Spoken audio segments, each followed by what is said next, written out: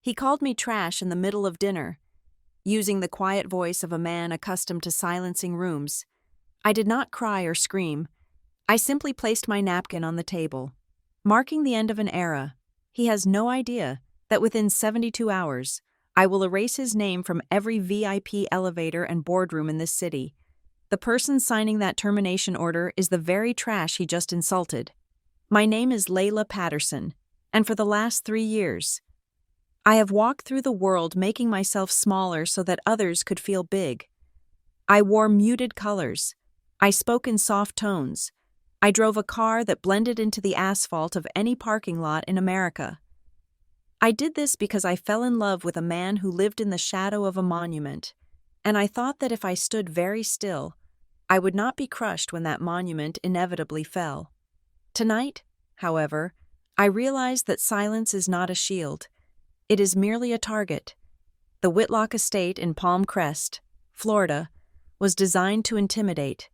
It was a sprawling expanse of white marble and imported limestone sitting on the edge of the Atlantic, a fortress built against the humility of nature. The driveway alone was 1/4 mile of crushed seashells that crunched beneath the tires of my 5-year-old sedan like grinding teeth. When the valet opened my door, he hesitated for a fraction of a second, his eyes flickering over the nondescript gray upholstery before his professional mask slid back into place. "Welcome back, Ms. Patterson," he said. "Thank you, David," I replied. I stepped out into the humid Florida evening. The air smelled of salt and jasmine, a cloying sweetness that stuck to the back of the throat. Beside me, Lucas adjusted his cufflinks. He was nervous. I could feel the tension radiating off him like heat from a radiator. He ran a hand through his sandy blonde hair, a nervous tic he had possessed since college, and offered me his arm. "You look beautiful," Lucas said, but his eyes were darting toward the massive double doors of the main house. "Just remember, Dad is stressed about the quarterly earnings. If he snaps, it isn't about you." I looked at Lucas. I loved him. I loved his gentleness, his desire to be good in a world that only rewarded being strong. But tonight, that gentleness looked suspiciously like fear. "I can handle your father." "Lucas," I said, smoothing the fabric of my navy dress. It was simple, tailored, and cost $100. In a room where handbags cost more than the average annual salary, I was making a statement of indifference. We entered the dining room. It was a cavernous space dominated by a long mahogany table that could seat 30 people comfortably. Tonight, there were only 12, but the weight of their combined net worth was enough to sink the peninsula. To my left sat Senator Davies, a man whose smile stopped reaching his eyes in 1995. Across from me was Eleanor Vance, the heiress to a hotel empire, wearing a diamond necklace heavy enough to bruise her collarbone. There were hedge fund managers, corporate litigators, and political fixers. This was the court of Graham Whitlock, and the air was thin with the scent of old money and fresh anxiety. Graham sat at the head of the table. He was 62 years old, tanned to the color of expensive leather, with silver hair swept back in a style that suggested he commanded the wind itself. He did not stand when we entered. He merely gestured to the empty seats with a glass of scotch. "Punctuality is the courtesy of kings, Lucas," Graham said, his voice a deep baritone that vibrated through the crystal stemware. "You are 11 minutes late. Traffic on the bridge, Dad," Lucas mumbled, pulling out my chair. "There is always traffic for those who do not know the shortcuts," Graham replied, his eyes sliding over me without acknowledging my presence. The dinner was a masterclass in exclusion. The conversation flowed around me like water around a stone. They discussed tax loopholes in the Cayman Islands, the zoning laws in Aspen, and the instability of the bond market. I ate my soup, a lobster bisque that tasted mostly of heavy cream and pretension, and observed. I saw the way the senator's hand shook when he reached for his wine, suggesting a dependency he kept hidden from the polls. I saw the way Eleanor Vance checked her phone beneath the table every 3 minutes, her face tight with worry, likely monitoring a PR crisis she had not yet disclosed. And I saw Graham Whitlock, the Titan, glancing at his reflection in the silverware, checking to see if he was still the most powerful thing in the room. The main course had just been cleared when Graham tapped his spoon against his glass. The sharp ting-ting-ting silenced the room instantly. Even the servers froze in the shadows. Graham stood up. He looked impressive. I had to give him that. He wore authority like a second skin. "I want to propose a toast," Graham said, raising his glass of vintage Cabernet. "To legacy, to the things we build, and the things we must protect." The guests murmured their agreement. Raising their glasses, Graham turned his gaze toward Lucas. For a moment, his expression softened, or perhaps it was just a trick of the chandelier light. "To my son, who is learning, slowly, what it means to carry the Whitlock name." Lucas smiled, a hopeful, desperate thing. "Thanks, Dad." Then, Graham's eyes shifted to me. The temperature in the room seemed to drop 10 degrees. The warmth vanished. The predator emerged. "And to the lessons we must learn the hard way," Graham continued, his voice dropping to a conversational, almost intimate volume. "Lucas, I have told you before, you have a good heart, but you have no eye for quality. You bring stray dogs home because you feel sorry for them. That is fine when you are 10 years old." He took a sip of wine, savoring the pause. The room was deathly quiet. Senator Davies stared fixedly at the centerpiece. Eleanor Vance looked at her lap. "But you do not bring them to the dinner table, Lucas," Graham said, gesturing vaguely in my direction with his glass. "You do not mix pedigree with poverty. It confuses the bloodline.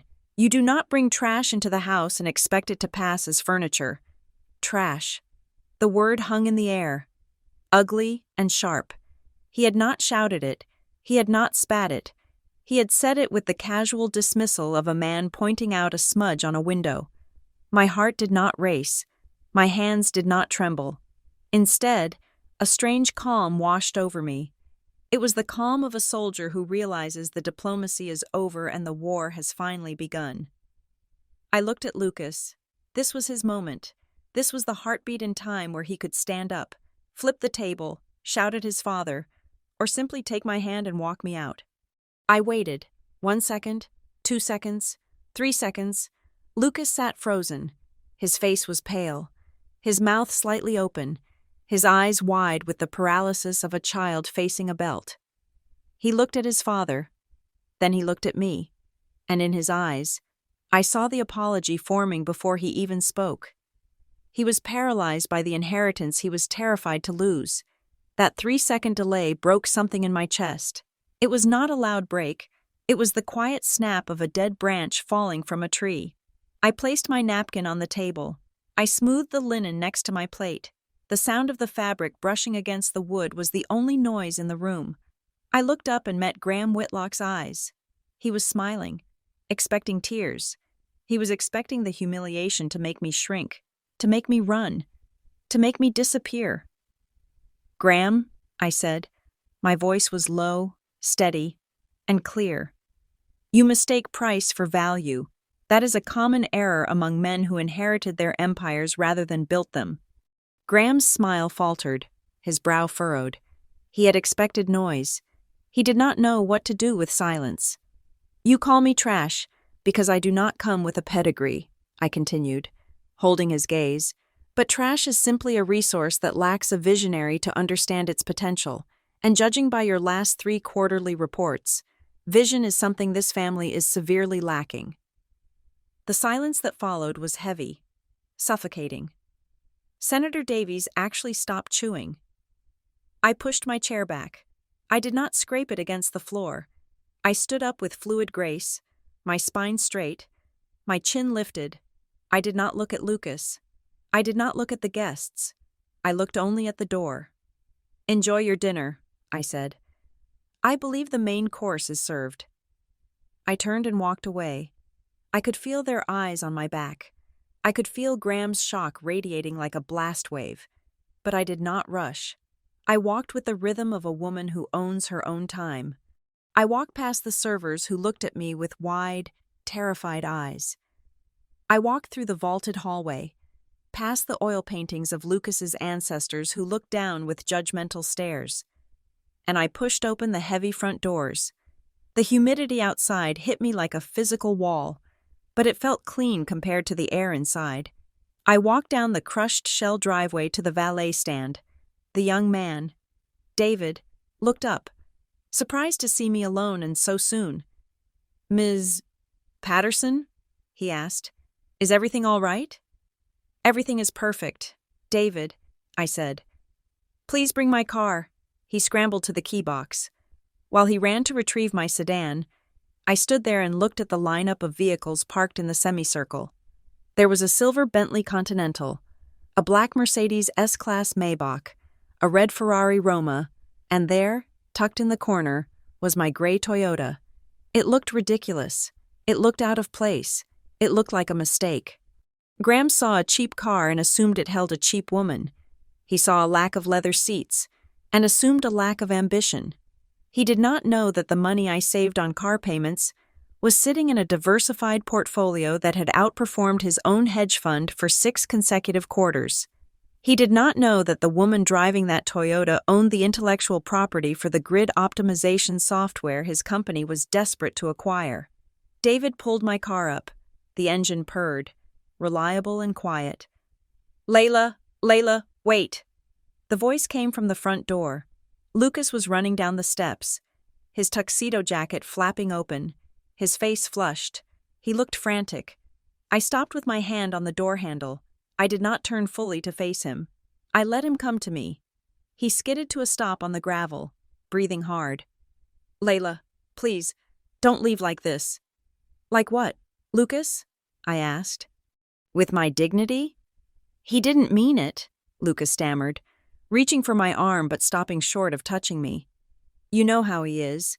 He's had too much to drink. He's stressed about the merger. I'll go back in there and talk to him. I'll make him apologize." I looked at him. I looked at the man I had planned to marry. I saw the fear in his eyes. Not fear of losing me, but fear of the conflict it would take to keep me. "You won't make him do anything, Lucas," I said softly. "I will. I promise," he pleaded.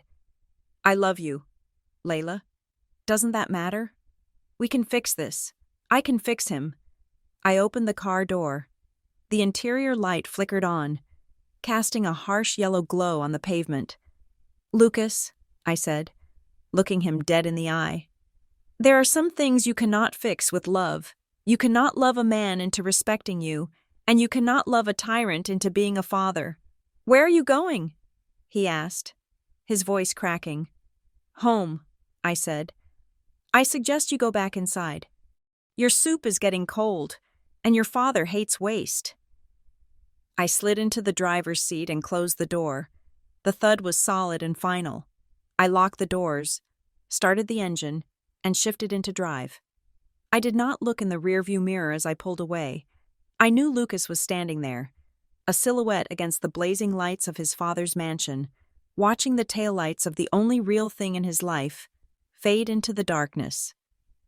I drove through the iron gates and turned onto the coastal highway. The road was empty. The ocean was a black void to my right. I rolled down the windows and let the wind whip through the car. Tearing the smell of expensive perfume and stagnation from my hair, I felt a cold, hard knot in my stomach. The grief of losing Lucas, because I had lost him. I knew that the moment he stayed seated, but beneath the grief, there was something else. Adrenaline. My phone buzzed on the passenger seat. It vibrated aggressively against the leather. I glanced at the screen. It was Paige Moreno, my executive assistant. It was 9 o'clock on a Friday night. Paige knew better than to call unless the building was on fire or the market had crashed. I pressed the speaker button. "This is Layla," I said. "Layla, I'm so sorry to disturb you." Paige's voice came through, crisp and urgent. "But I just got a red flag notification from the legal team. We have a situation with the acquisition timeline." "What kind of situation?"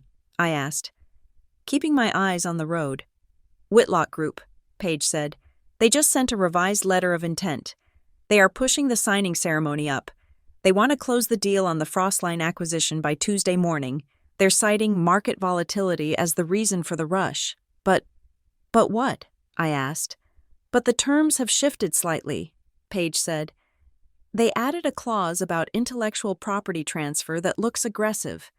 And Layla? The email came directly from Graham Whitlock's office. He's personally overseeing the fast track. I gripped the steering wheel. My knuckles turned white. Graham Whitlock, the man who had just called me trash. The man who thought I was a stray dog begging for scraps at his table. He was currently sitting in his dining room, drinking his vintage wine, thinking he was about to buy a small, innovative energy company called Frostline Gridworks to save his dinosaur of a conglomerate. He thought he was buying a company from some faceless tech nerd. He had no idea he was trying to buy the company owned by the woman he had just humiliated. A laugh bubbled up in my throat. It was not a happy laugh. It was sharp and jagged. Paige, I said. Yes, Layla? Don't reply to the email, I said. Do not confirm the Tuesday meeting. Okay, Paige said, sounding confused. What should I tell them? Tell them nothing, I said. I'm coming into the office. Tonight. Tonight? But it's Friday, Paige said. Call the legal team. Wake them up if you have to, I commanded. And get the forensic accountants on the line. I want a full breakdown of Whitlock Group's debt covenants, and I want it on my desk in 1 hour. Layla, what's going on? Paige asked. Did the dinner go that badly? I looked out at the dark road stretching ahead of me. The signs for the highway were flying past. 70 miles per hour. 80 miles per hour. The dinner was clarifying. Paige, I said. Graham Whitlock wants a deal? He wants to acquire value? I merged onto the expressway, the lights of the city rising up to meet me like a promise. We are going to give him a deal he will never forget, I said. I'll see you in 20 minutes. I hung up the phone.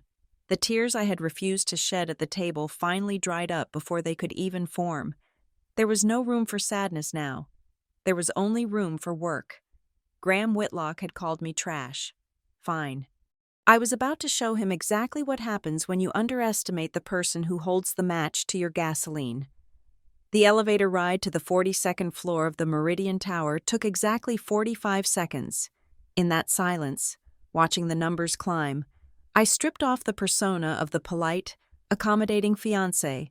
I left her in the lobby. By the time the doors slid open to reveal the glass-walled reception of Frostline Gridworks, I was no longer the woman who had sat quietly at a dinner table while a man reduced her existence to waste. I was the architect of the most advanced energy optimization algorithm in North America. The office was dark, save for the blue ambient lighting that ran along the floorboards and the glow from the server room at the core of the building. It smelled of ozone and expensive espresso. This was my sanctuary. It was also the only place Graham Whitlock could not reach, because he did not know it belonged to me. I walked past the rows of empty workstations. My heels on the polished concrete sounded different here than they did on Graham's marble floors. Here, they sounded like authority. I went straight to my office, threw my purse on the couch, and did not bother turning on the overhead lights. The city skyline outside was bright enough. I sat in my ergonomic chair, a chair that cost more than the car I drove in college, and stared at the blank monitors. Graham saw a woman in a $100 dress and assumed poverty. He saw a lack of family crests and assumed a lack of history. He did not know about the years I spent living in a studio apartment the size of his pantry, eating instant noodles so I could afford server space. He did not know about the double shifts waiting tables at a diner in Jersey, studying code on paper napkins because I could not afford a laptop battery that lasted more than an hour. I was not born into power. I had to scrape it off the floor, ounce by ounce, until I had enough to build something that could not be knocked down. Frostline Gridworks was that something. We did not just build solar panels or wind turbines. We built the brain that made them work. My software used artificial intelligence to predict energy spikes before they happened, balancing the grid in real time. In a world terrified of climate change and energy collapse, I controlled the switch, And that was why Graham Whitlock wanted to buy us. The door to my office opened. Paige Moreno walked in, holding 2 tablets and a steaming mug of black tea. Paige was 28, sharp as a tack, and the only person in the world who knew the full extent of my chessboard. "I thought you might need this," she said, setting the tea down. "You look like you just walked out of a funeral." "Awake," I corrected. "I just watched the illusion of my future family die." Paige paused. She knew about the dinner. She knew how nervous I had been, but she was a professional, and she knew why I was here at 10 o'clock on a Friday. "I pulled the file on the Whitlock acquisition offer," Paige said, sliding one of the tablets across the desk. "It is getting weird. Layla, I woke up my monitors. 3 massive screens illuminated my face. I logged into the secure server, bypassing the public interface, to the outside world." Frostline was managed by a board of directors and a faceless legal entity called Aegis Ventures. My name did not appear on the website. It did not appear on press releases. I was the ghost in the machine, a strategy I had adopted 5 years ago to keep my personal life separate from my net worth. It was the only reason Graham had discussed business in front of me at dinner. He thought I was a civilian. "Define weird," I said, opening the document Paige had flagged. "They are bypassing standard due diligence," Paige explained, tapping her own screen. "Usually, a conglomerate like Whitlock Group would spend 3 months tearing our books apart. They would send an army of auditors, but this morning, their general counsel sent a revised letter of intent. They want to skip the deep dive audit and go straight to a binding agreement. They are offering a 10% premium on the valuation if we sign by Monday morning." I narrowed my eyes. "Monday?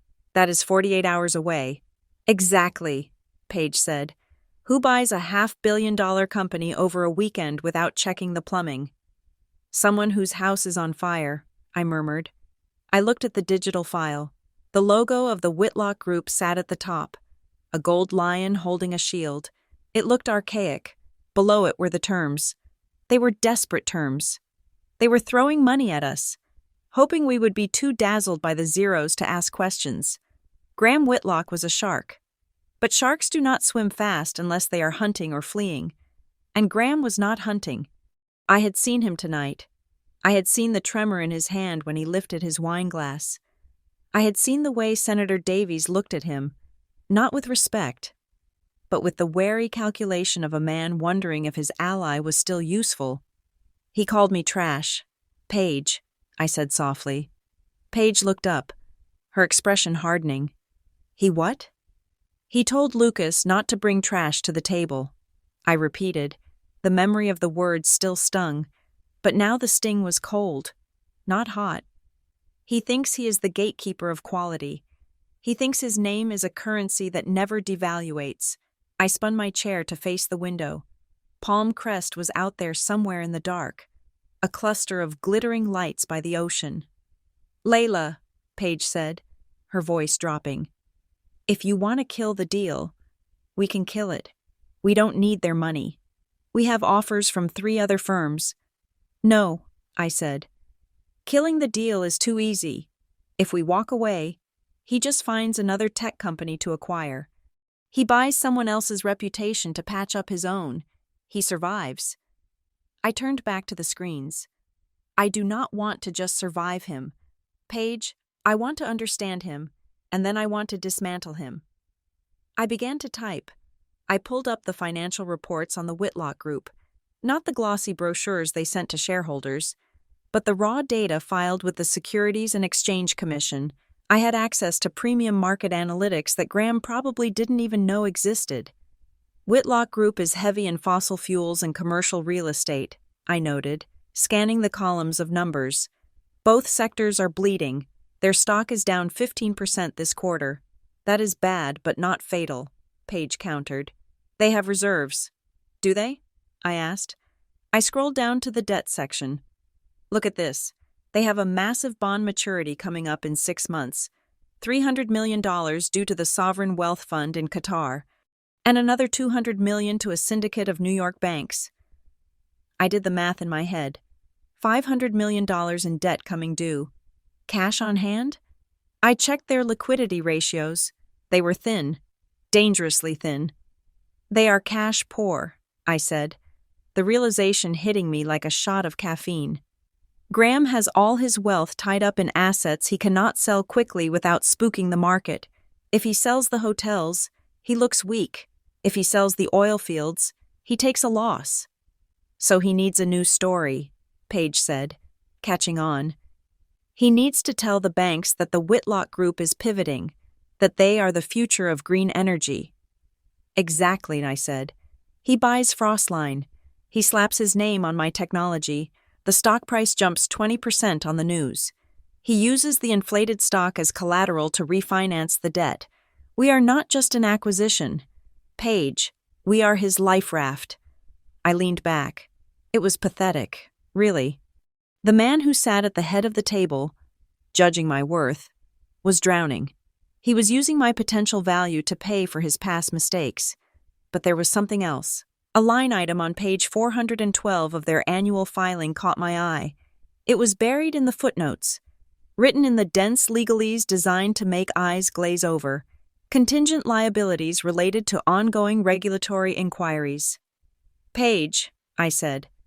Search the legal database for any open investigations into Whitlock mining in Nevada. Paige's fingers flew across her tablet. Checking. There is nothing public, just a few noise complaints from 2 years ago. Dig deeper, I ordered. Look for environmental compliance reports. Look for settlements with the EPA that were sealed. Silence filled the room for 2 minutes. Then, Paige inhaled sharply. Found it, she said. It is not a settlement. It is a pending notification of violation. It looks like their lithium extraction process leaked into the groundwater.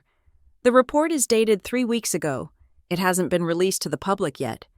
If that gets out, I said, their stock does not just drop, it crashes. The EPA fines alone would wipe out their liquidity, and the banks would call in the loans immediately, Paige added. That is a default trigger. I stared at the screen. The picture was complete. Graham Whitlock was not just arrogant, he was terrified. He was rushing the deal with Frostline because he needed to secure the financing before the EPA news broke. He was trying to trick me into boarding a sinking ship so he could step off onto dry land. He wanted to use my company, my hard work, my integrity, to cover up his poison. I thought about Lucas. I thought about the way he had looked at me in the parking lot, helpless, trapped in the orbit of his father's son. Lucas loved me. I believed that. But he loved his safety more. He loved the ecosystem of wealth and privilege that Graham provided. He had never known a world where the electricity bill was a source of anxiety. He had never known a world where you had to fight for your seat at the table. Lucas lived in a cage made of gold, and he was too afraid to fly. But I was not. I had spent my life breaking out of cages. I had clawed my way up from the bottom, and I had done it without hurting anyone, without cheating, without poisoning the groundwater. Graham Whitlock had called me trash. He had dismissed me as something to be discarded. I looked at the accept button on the digital contract from Whitlock Group. The cursor hovered over it. Paige, I said, my voice steady. Draft a response to their general counsel. Are we declining? Paige asked, ready to type. No, I said. We are stalling. Tell them that due to the accelerated timeline, the board of Aegis Ventures requires a face-to-face meeting with the principal leadership of the Whitlock Group to discuss synergies. Tell them we cannot sign until we look them in the eye. You want to meet him again? Paige asked, surprised.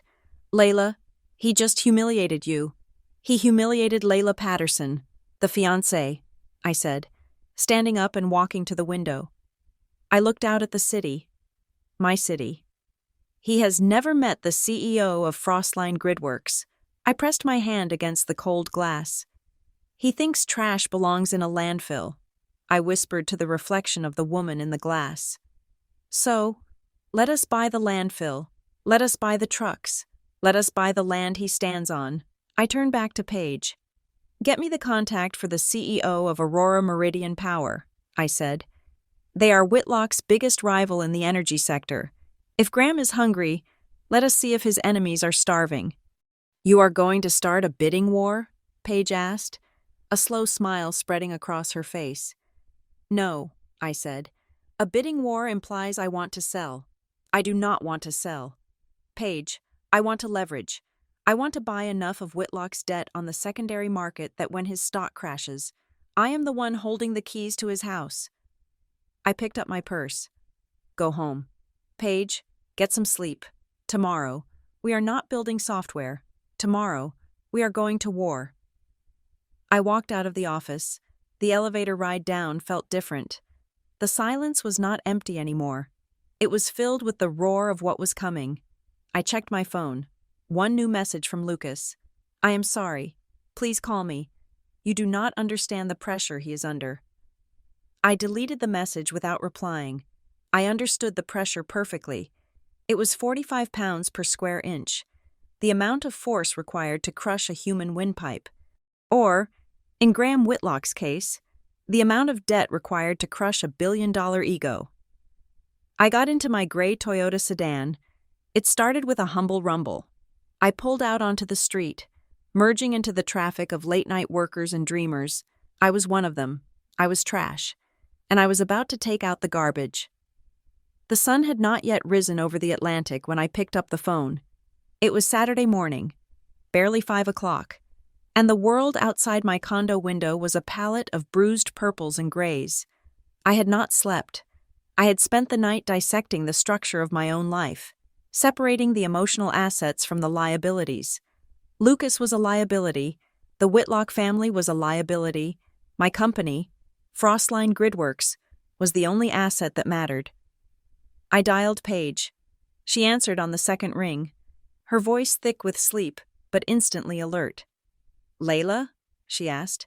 Is everything okay? Kill the deal, I said. My voice did not shake. It was as flat and hard as the granite countertop I was leaning against. There was a pause on the line, filled only by the sound of Paige shifting in her sheets.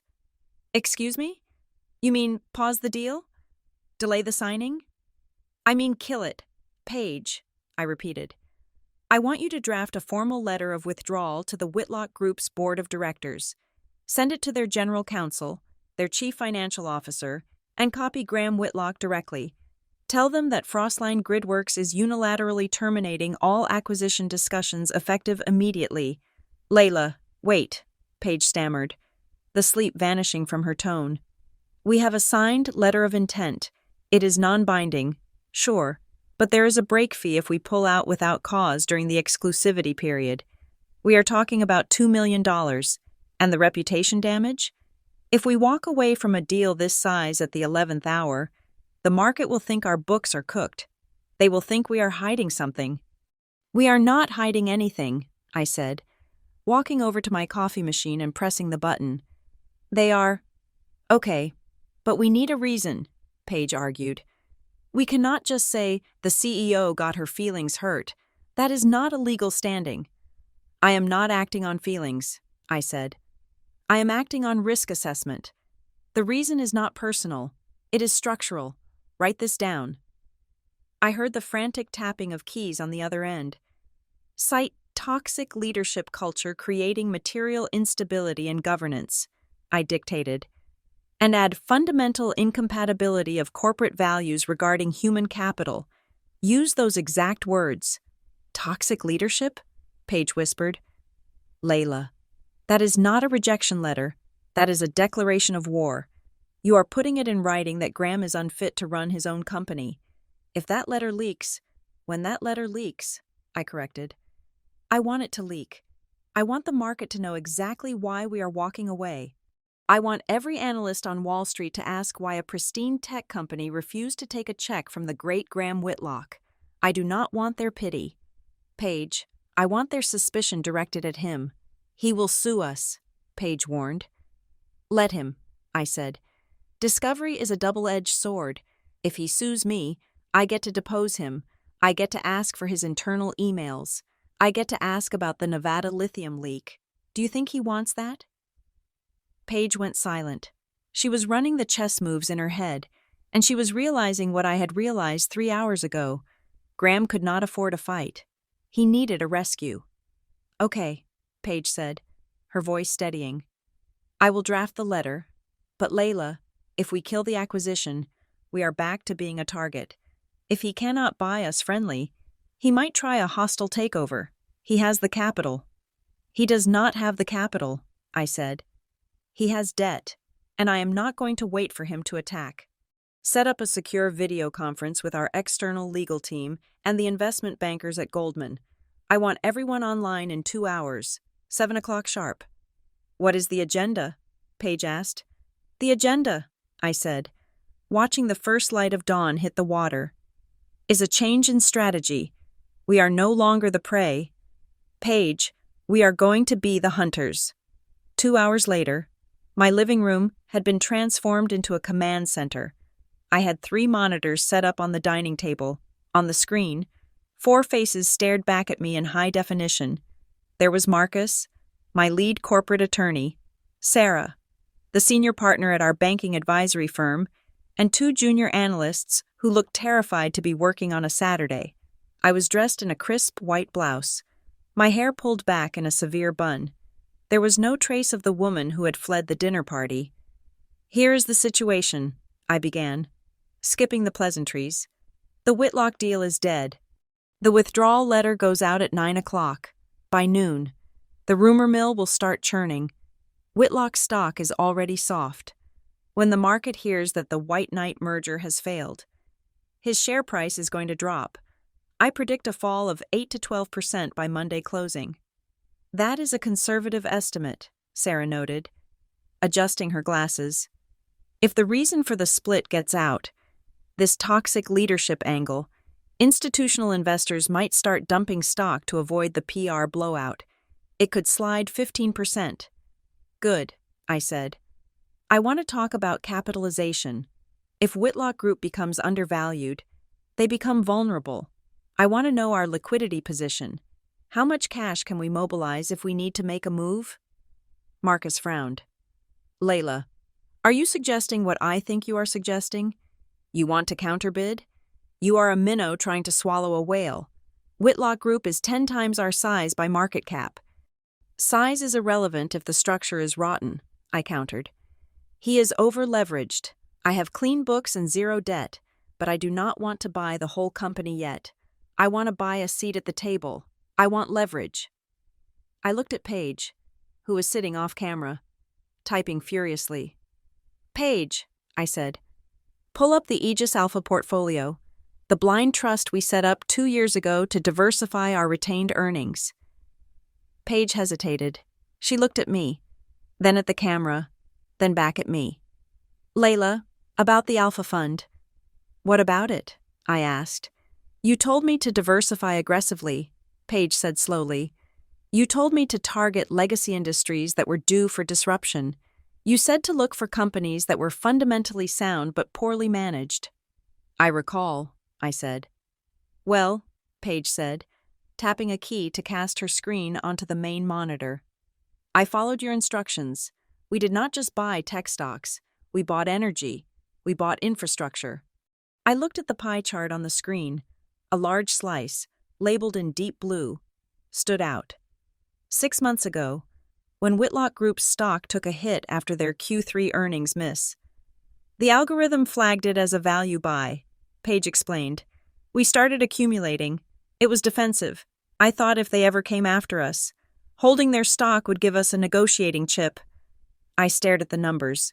"How much?" I asked. "We currently hold 3.2% of the outstanding common stock of Whitlock Group," Paige said. The room went silent. Even Sarah looked surprised. 3.2%. It did not sound like much to the uninitiated, but in a public company as massive as Whitlock, 3.2% was not just a foothold, it was a battering ram. It was enough to demand meetings. It was enough to propose shareholder resolutions. It was enough to be a nuisance. "I did not know we were that deep," I whispered. "It is all held under the Aegis nominee name," Marcus clarified quickly. "Graham has no idea it is you. To him, it is just another faceless institutional investor." A slow, cold smile spread across my face. I had been terrified of Graham Whitlock's power, thinking I was an outsider begging for entry, but all this time, while he was looking down his nose at me, I was already standing in his living room. I was already a partial owner of the chair he sat in. "This changes everything," I said, my voice gaining strength. "We do not need to break in. We are already inside." I looked at the team. The fatigue was gone. They smelled blood. "Sarah," I barked, "what is the SEC disclosure threshold?" 5%, Sarah replied instantly. "Once you cross 5% ownership, you have 10 days to file a Schedule 13D with the SEC, declaring your identity and your intentions. Until then, you can remain anonymous." "We are at 3.2, I calculated. "That leaves us 1.8% of wiggle room before we have to show our face." "Layla," Marcus warned, "if you buy more now, with the non-public knowledge that the merger is dead, you could be skirting insider trading laws. You have material non-public information." "The merger is dead because I am killing it," I said. "That is my information to act on. And I am not buying based on the merger. I am buying based on the fundamental belief that the company needs new management. That is a valid investment thesis. But to be safe, we wait until the letter is sent. We wait until the news hits the wire. Then we buy." I turned to Paige. "Get the broker on the line. As soon as the market opens on Monday, and as soon as the stock dips on the bad news, I want you to buy aggressively. Take us up to 4.9%.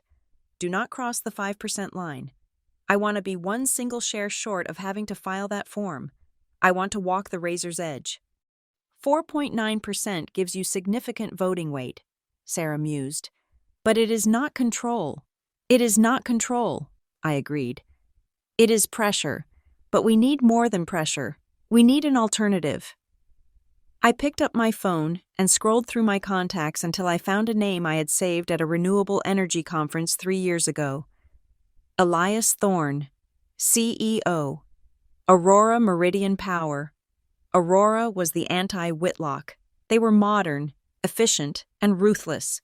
They had been trying to break into the Florida market for a decade, but Graham's political connections had always blocked them. "Paige," I said, "draft an email to Elias Thorne. Subject line, Strategic Alignment in the Florida Sector." "What are we offering him?" Paige asked. "We are offering him a weapon," I said. "Tell him that Frostline is exploring strategic partnerships and that we have identified synergies with Aurora's grid infrastructure. Keep it vague but promising. If Aurora shows interest in us, the market will see that Frostline has options. It proves we are the prize, not the beggar. And it will drive Graham insane," Paige added with a smirk. "He hates Thorne. They have a blood feud going back to the 90s. "Exactly," I said. "We are going to squeeze him from both sides. From the inside, I will be the shareholder demanding accountability. From the outside, I will be the competitor strengthening his rival." I closed the laptop on the video call. "Get it done. I want the withdrawal letter sent in 30 minutes. The screen went black. The room was quiet again, but the energy had shifted. I was no longer the victim of a bad dinner party. I was a CEO executing a hostile maneuver. That night, sleep was impossible. The adrenaline was a hum in my blood, constant and electric. I paced the length of my condo, the city lights below me blurring into streaks of gold and red. I kept thinking about Lucas. I kept thinking about the way he had looked at me, like I was a problem to be solved, a mess to be cleaned up. He thought the solution was for me to apologize, to bend the knee, to fit into the box his father had built. I walked to my desk and pulled out a fresh legal pad. I needed to clear the noise. I needed to distill the chaos into actionable items. I took a pen and wrote 3 numbers. 1. Protect Frostline. This was the baseline. My employees, my technology, my life's work. I would not let Graham's toxicity infect the company I had built from nothing. No merger, no acquisition. Total independence until terms were dictated by me. 2. Flip the table. Whitlock Group was a house of cards, held together by debt and reputation. I was going to pull the card marked reputation. I would expose the rot. I would use my 4.9% stake to demand answers about the environmental leaks, about the governance, about the financial maneuvering. I would turn the shareholder meetings into interrogations. 3. The price. This was the one that made my hand tremble slightly as I wrote it. Make Graham Whitlock admit he was wrong, not privately, not in a whisper. I wanted him to lose the one thing he valued more than money, his standing. I wanted him to look at the trash he had discarded and realize it was the only thing valuable enough to buy him out. I stared at the list. It looked cold.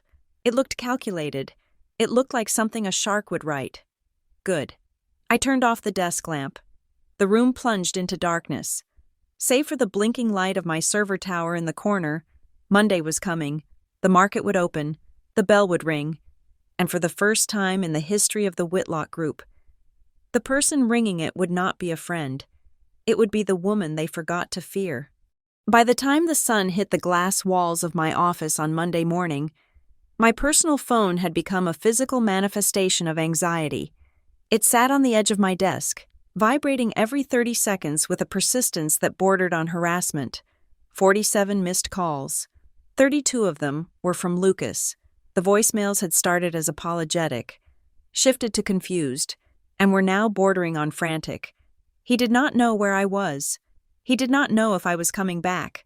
But more importantly, he did not know that the woman he was trying to call to discuss our relationship was currently dismantling his inheritance. The text messages were worse. They came from numbers I had saved under names like Aunt Eleanor and Cousin Beatrice, the supporting cast of the Whitlock drama who had sat silently while Graham insulted me. You are overreacting. Dear, Graham is just old-fashioned. Come to brunch and we can smooth this over. Don't be dramatic. You know how much family means to Lucas. Don't ruin this for him. I read them with a detachment that surprised even me. They thought this was a domestic dispute. They thought I was pouting in a guest room somewhere, waiting for an apology so I could return to my place at the foot of the table. They had no idea that the drama was not happening in their parlor. It was happening on the Bloomberg terminals. Layla, Paige said, walking into my office without knocking. She held a tablet like a shield. We have movement. I turned away from my personal phone and the petty grievances of the Whitlock clan. Tell me. They are panicking, Paige said, a grim satisfaction in her voice. Since we sent the withdrawal letter at 9 o'clock, the Whitlock Group's legal team has called our reception desk 5 times. They are demanding to speak to the principal decision-maker. They want a name. They are threatening to sue for breach of good faith if we do not put a CEO on the line. And what did you tell them? I asked. I told them that the board of Aegis Ventures speaks with one voice and that all communication must be in writing. Paige replied, They are chasing ghosts. Layla, they have no idea who is actually pulling the strings. They think Frostline is run by a committee of faceless investors. Good, I said. Let them chase. Confusion breeds mistakes. There is more, Paige said, sliding the tablet onto my desk. Graham Whitlock just sent an email, personally, to the generic investor relations address we set up for the deal. I looked at the screen. The subject line read, Urgent. Resurrection of terms. Personal attention required. I opened it. The text was classic Graham. Even when he was begging, he sounded like he was giving orders. To the management of Frostline Gridworks. It has come to my attention that there has been a breakdown in communication regarding our acquisition timeline. I believe your team has misinterpreted our urgency as aggression. The Whitlock Group remains the premier home for your technology. We are willing to overlook the sudden withdrawal and are prepared to offer a revised term sheet. We will include specific clauses guaranteeing operational respect and autonomy of culture. Let us not throw away a profitable future over a misunderstanding. Graham Whitlock, Chairman. I laughed. It was a dry, hollow sound. Operational respect, I repeated. He thinks he can legislate respect into a contract after stripping it away at a dinner table. Do you want me to reply? Paige asked. We could tell him the withdrawal stands. No, I said instantly. Do not reply. Paige frowned. But if we don't reply, he might think we are reconsidering. No, Paige, I corrected. If we reply, we give him a timeline. We give him certainty. If we stay silent, he has to guess. Is the deal dead? Are we shopping it elsewhere? Is the price too low? Silence is the loudest noise in a negotiation. It forces the other side to fill the void with their own insecurities. I stood up and walked to the whiteboard wall, uncapping a black marker. He is used to people jumping when he speaks, I said, drawing a line down the center of the board. Today, he learns that his voice does not carry as far as he thinks. Speaking of other options, Paige said, checking her phone. We just got a ping from Aurora Meridian Power. I stopped writing. This was the pivot point. Aurora was the Whitlock Group's sworn enemy. Elias Thorne, the CEO of Aurora, was a man who had built his empire on efficiency and renewable tech, the exact opposite of Graham's bloated legacy conglomerate. What did Elias say? I asked. He is interested, Paige said. Highly interested. He wants to meet this week to discuss a strategic partnership for grid modernization. He is not asking for a buyout. He is asking for a collaboration. That is a massive validation of our tech. Layla. And a massive threat to Whitlock, I added. If news leaks that we are talking to Aurora, Paige said, Whitlock's stock will take a hit.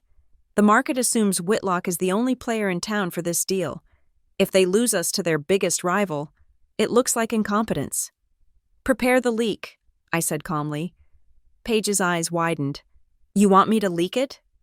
Not officially, I said. I want you to have lunch with that analyst from the Energy Sector Journal, the one who has been trying to get an interview for months.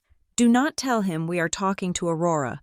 Just tell him that Frostline is exploring diverse strategic alliances and that we are no longer in exclusive talks with any single party.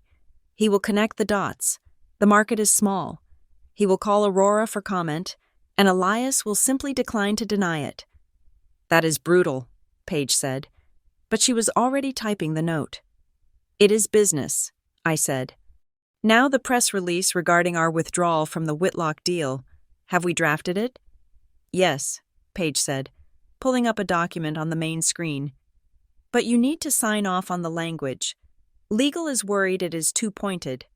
I read the text on the screen. It was full of soft corporate jargon, strategic realignment, timeline mismatch, valuation gap. It is too weak, I said. Delete the part about valuation.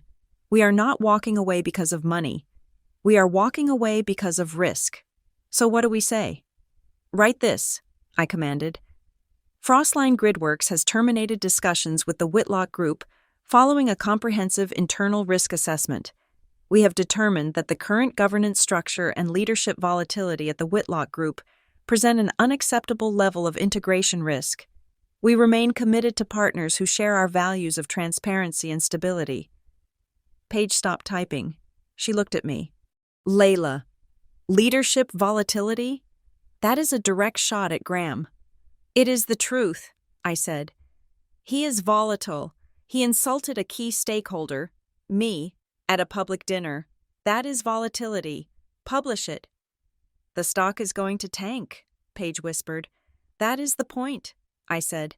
I need the stock to drop. I need it to drop low enough that the board starts asking questions Graham cannot answer. I need them to look at the numbers and realize that the problem is not the market. The problem is the man at the top. I turned back to the whiteboard. Where are we on the collapse models? The door opened again, and James, my head of analytics, walked in. He looked tired. He had likely been running simulations all weekend. We have the projections. Layla, James said, plugging his laptop into the system. It is not pretty. A graph appeared on the wall. It showed a red line plummeting downward. This is the Whitlock Group's cash flow forecast for the next 6 months, James explained. If they do not secure a new revenue stream, like our technology, and if the EPA investigation goes public, they breach their debt covenants in 90 days. The banks will seize assets. They will be forced to liquidate the hospitality division at fire sale prices. So they are not just desperate, I noted. They are terminal. Unless they get a cash injection, James said. Or unless someone buys their debt and restructures it. Which is exactly what we are doing, I murmured. Layla, James said, hesitating. I have to ask, are we doing this because you want to destroy them? Because if we are, this is a high-risk play. If we buy into a sinking ship, we could drown with them. I looked at the red line. I looked at the mathematical proof of Graham Whitlock's failure. We are not doing this for revenge, James, I said, though I knew that was only 80% true. We are doing this because when that ship sinks, the wreckage will be worth billions. And I intend to be the one who decides what gets salvaged. My personal phone buzzed again. This time, it was not a text. It was a secure message on an encrypted app I rarely used. I picked it up. The sender ID was just a single letter. S. Silas. Silas Vance was a legend in the investment world. He was 70 years old, retired, and knew where every skeleton in every corporate closet in America was buried. He had mentored me when I was first starting out. Back when I was just a girl with a laptop and a hunger to prove herself. I opened the message. Kid, I hear noise on the street. You are poking the bear. Be careful. Whitlock's books aren't just messy, they are dirty. I am hearing whispers about offshore entities used to hide losses in the Nevada mining sector. If you get too close, they won't just sue you, they will try to pin the fraud on the new owners. They will drag you down to hell with them. I stared at the screen. Offshore entities, hiding losses. This was fraud. This was not just incompetence. This was prison time. If I bought the company, and these losses were discovered later, I could be held liable. Graham was looking for a scapegoat. He wanted to sell the company, take his payout, and leave the new owner holding the bag of toxic waste. He wanted to do to me exactly what he had done to the groundwater in Nevada. I typed a reply. Let them try. I am not buying their company to run it. Silas, I am buying it to clean it. Silas replied instantly. Then wear a hazmat suit, and do not let them see you coming. I put the phone down. My heart was hammering against my ribs, hard and fast. This was dangerous. This was so much more than a bad dinner party. I was stepping into a crime scene. James, I said, my voice sharp, update the model. Factor in a potential SEC fraud investigation and a class action lawsuit from shareholders. That brings the valuation down to near zero, James said. Shocked. No, I said. It brings the stock price down to zero. The assets, the land, the hotels, the infrastructure, those still have value. We are going to wait for the fire. And then? Paige asked. And then, I said, we buy the ashes. I walked to the window. The city below was waking up. People were going to work, oblivious to the fact that a giant was about to fall. Lucas called again. I watched the screen light up with his name, Lucas Whitlock. He was a part of this, whether he knew it or not. His lifestyle was funded by fraud. His comfort was built on lies. And he wanted me to apologize? He wanted me to come back and play house? I declined the call. Paige, I said, turning back to the room. Send the press release and tell the broker to increase our buy order. We are going to 4.9%. Today. Layla, Paige said, her hand hovering over the enter key. Once we do this, there is no going back. I know, I said. I thought of Graham's face. I thought of the word trash. Send it, I said. Paige hit the key. Somewhere across the city, in a boardroom that smelled of old leather and fear, a printer was about to spit out a piece of paper that would start the countdown to the end of the Whitlock dynasty, and I was just getting started. The security feed on my center monitor was grainy, but the entitlement radiating from Graham Whitlock was clear enough to be seen from space. It was 9 o'clock on Tuesday morning. The lobby of Frostline Gridworks was a study in minimalist calm, polished concrete floors, a living wall of moss and ferns, and the soft hum of server cooling units. Into this sanctuary of quiet efficiency stormed Graham. He was flanked by two men in dark suits, who I assumed were his legal counsel. Though they looked more like pallbearers, Graham was shouting. I could not hear the audio, but I saw his hand slam down on the reception desk. I saw Leo, our 22-year-old front desk manager, who usually wore noise-canceling headphones, slowly lower his headset and look at Graham with the confused expression of someone watching a zoo animal escape its enclosure. I pressed the intercom button. "Paige," I said. "I see him," Paige replied, her voice tight. "He is threatening to buy the building and fire Leo if he is not let up immediately. He says he has an appointment with the CEO." "He does," I said. "Send him up, but hold the lawyers in the lobby. Tell them the CEO only meets with principals, no entourage." "He is not going to like that," Paige noted. "He does not have to like it," I said. "He just has to comply." I stood up and smoothed the lapels of my white blazer.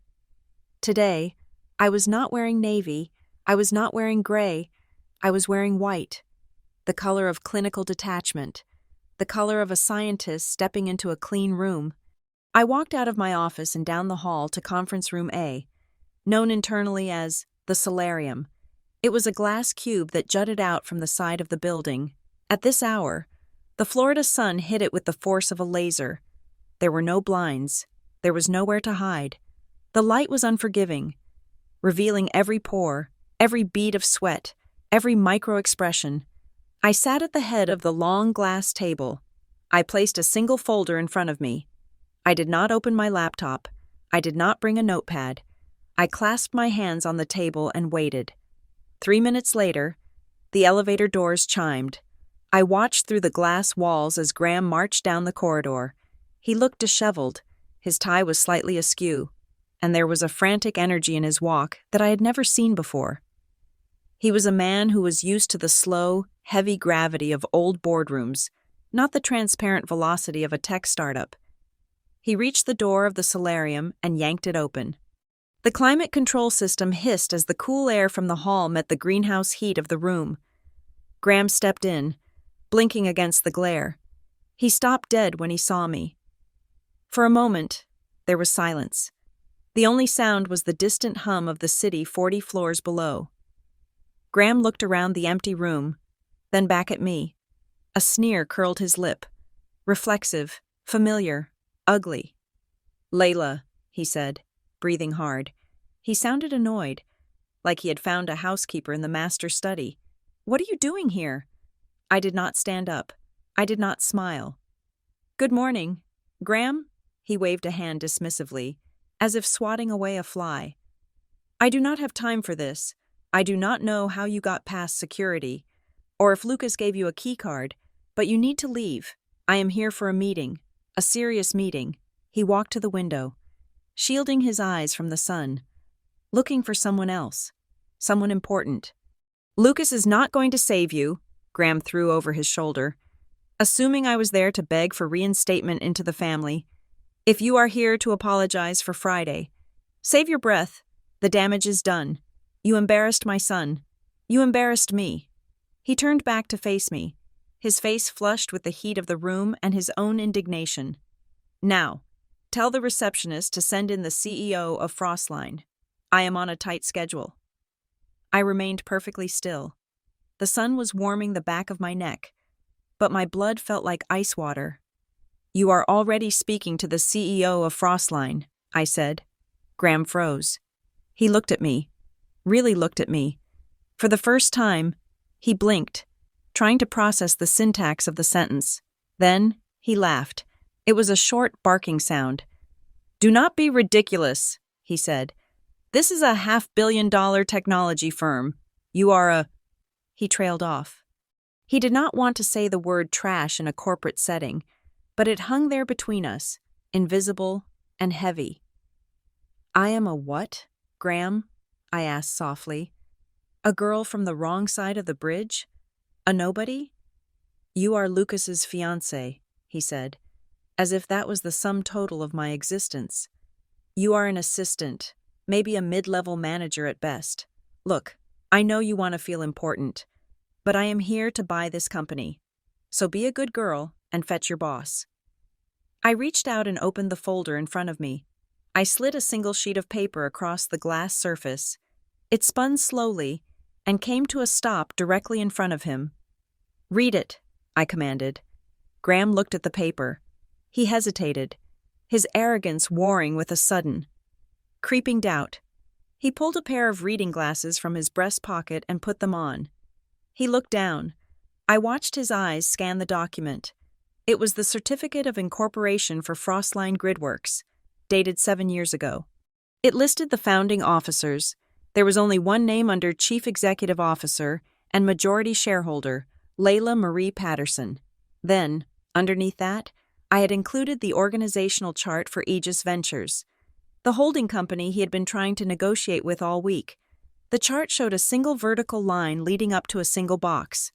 Sole proprietor, L. Patterson. Graham went still. The paper shook slightly in his hand. He read it again, and a third time. The color drained from his face, leaving his tan looking sallow and artificial. He looked up at me over the rim of his glasses. The sneer was gone. In its place was a profound, terrifying confusion.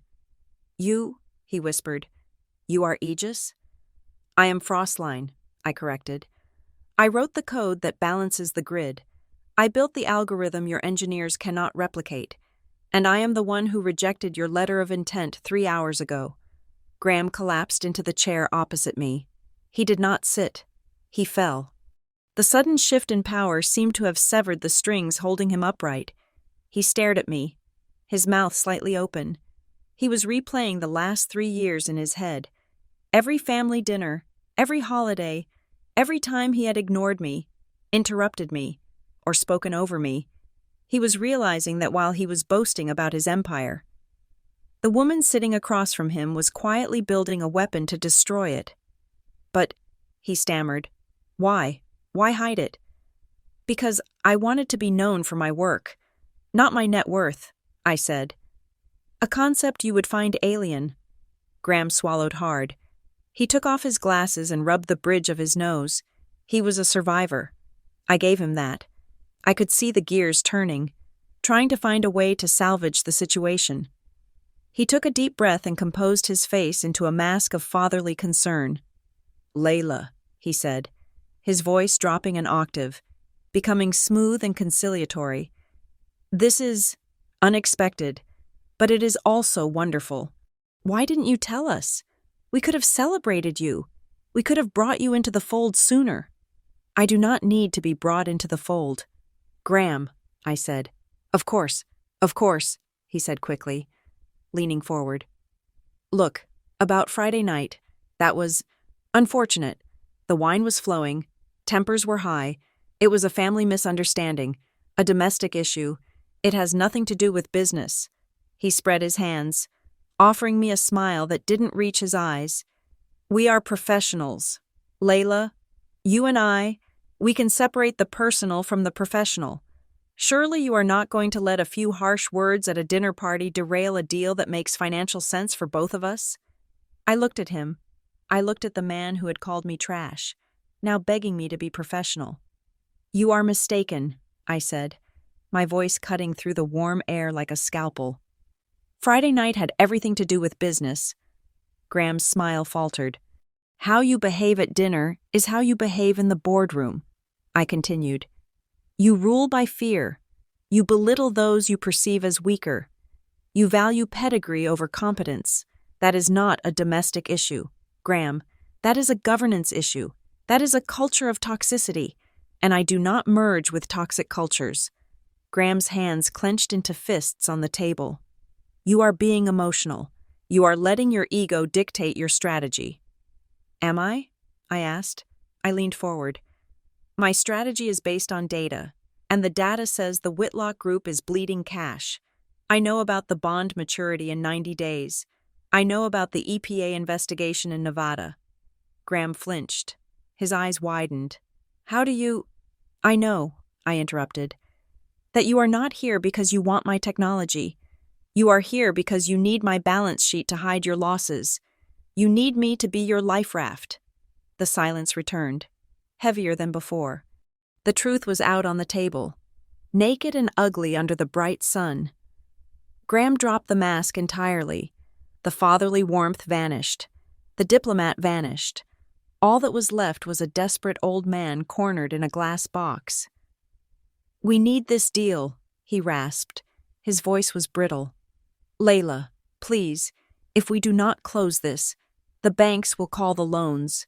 The stock will plummet. Lucas will lose his trust fund. Do you want that? Do you want to destroy the man you love? Do not use Lucas as a shield, I said sharply. He is a grown man. He can survive without a trust fund.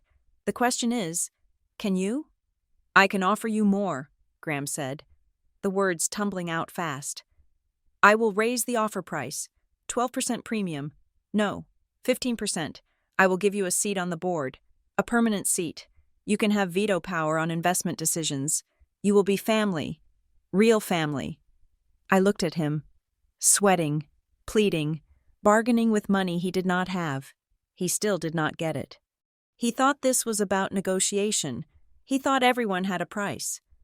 I do not want a seat on your board, Graham, I said. I stood up. I towered over him as he sat slumped in the chair. My shadow fell across him, blocking the sun. I do not want to sit next to you, I said. I do not want to argue with you about pedigree while you drive the company into the ground. Graham looked up at me, fear dawning in his eyes. Then what do you want? Name your price. I placed my hands flat on the glass table and leaned in close, so he could see the absolute resolve in my eyes. I do not want a seat, Graham, I said. I want the table. Graham stared at me, uncomprehending. I am not going to merge with you, I said. I am going to buy you. You can't, he whispered. Whitlock is a dynasty. You are just a startup. I am a startup with zero debt and a 4.9% stake in your company as of this morning, I revealed. Graham recoiled as if I had slapped him. 4.9. And when the market opens in 10 minutes, I checked my watch. And the news of our failed talks hits the wire. Your stock is going to drop, and when it drops, I am going to buy more. I am going to keep buying until I own 51%, and then I am going to fire you. Graham stood up, his chair scraping violently against the floor. I will fight you. I will bury you in litigation. I will destroy your reputation. With what money? I asked calmly. You are broke, Graham, and everyone knows it. I turned and walked toward the door. I did not look back. Get out of my building, I said, and take your lawyers with you. You are going to need them. I pushed the glass door open and walked into the cool air of the hallway. Behind me, I heard Graham Whitlock gasp for air, a man realizing that the trash he had tried to sweep away had just become the landslide that would bury him. Graham Whitlock did not leave. He stood with his hand on the glass door handle, his knuckles white, his chest heaving. The command to get out had struck him physically, but his ego was a heavy anchor that refused to let him drift away. He turned back slowly, his face a mask of disbelief and rapidly assembling denial. You are bluffing, Graham said. His voice was steadier now, trying to regain the baritone authority he used to silence boardrooms. You cannot buy me. You are a gnat trying to swallow a hawk. Even with your little software company, you do not have the liquidity to acquire a conglomerate of my size. The banks would never underwrite it. I remained standing at the head of the table. I did not shout. I did not point. I simply pressed a button on the remote control in my hand. The privacy glass of the conference room turned opaque, sealing us in a white box. Then, the wall-mounted screen behind me flickered to life. It displayed a live feed of the stock market ticker. Look at the numbers, Graham, I said. Do not look at me. Look at the math. The ticker for the Whitlock Group, symbol WHT, was flashing red. It was down 7% since the market opened 20 minutes ago. The news of our failed talks had hit the wire. That is a knee-jerk reaction, Graham scoffed, though his eyes were glued to the screen. It will stabilize by lunch. It will not stabilize, I said, because at 10 o'clock, I am releasing the full text of my withdrawal letter, the one that cites toxic leadership and governance failures as the primary reasons for termination. Institutional investors hate toxicity. Graham, they fear it more than they fear recession. I walked around the table, closing the distance between us. "Here is the offer," I said. "There will be no merger. There will be no partnership. There is only an acquisition. I will buy 100% of the outstanding shares of the Whitlock Group. I will take the company private. And the condition precedent for the deal is your immediate and permanent resignation as chairman and CEO." Graham laughed. It was a desperate, dry sound. "You are insane. I own the voting shares. My family controls the board. We will never sell to you. We will find another buyer. We will go to the Saudis. We will go to private equity." "You have no time to go to Riyadh," I replied calmly. "And private equity will strip you for parts. I am the only one offering to keep the company intact. But you are right about one thing. You think I cannot force you to sell because you think I only have equity." I picked up the remote again and switched the screen to a different dashboard. This one was complex, filled with bond yields and debt tranches. "This is the part where you need to pay very close attention," I said. The screen showed a list of the Whitlock Group's corporate debt, specifically, the mezzanine loans that were due to mature in 90 days.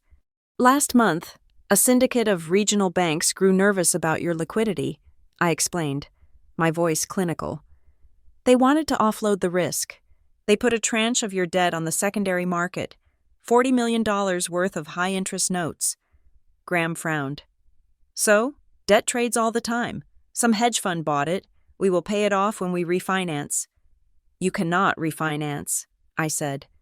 "Because your credit rating just dropped to junk status this morning, and you cannot pay it off because you have no cash." I paused, letting the silence stretch. "And a hedge fund did not buy it. Graham, I did." Graham's mouth fell open. "What?" "My family office, through a shell company in Delaware, purchased $40 million of your debt at 60 cents on the dollar," I said. "I am not just a shareholder. Graham, I am your creditor." The color drained from his face completely. He understood what that meant. In the world of finance, equity is vanity, but debt is sanity. If a company defaults on a loan, the creditor has the right to force involuntary bankruptcy. The creditor gets paid first. The creditor controls the assets. "If you breach one single covenant," I whispered, "if your cash reserves dip below the mandatory minimum, or if, hypothetically, an undisclosed environmental fine hits your balance sheet, I can call the loan. I can force you into administration, and I will take the hotels, the land, and the legacy for pennies." Graham backed up until he hit the glass door. He looked like a man who had woken up to find a tiger sitting at the foot of his bed.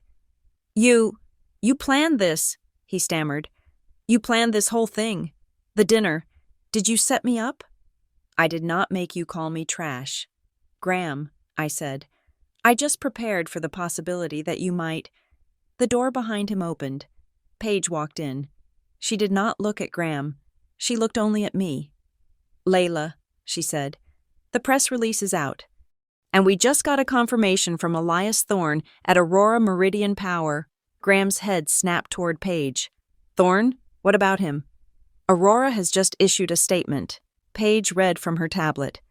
"They are confirming advanced strategic discussions with Frostline Gridworks regarding a grid modernization partnership. They say your technology is the missing link for the Florida energy sector." I smiled. It was a small, cold smile. "You see, Graham," I said, "the market now knows I have options. I do not need you. But you?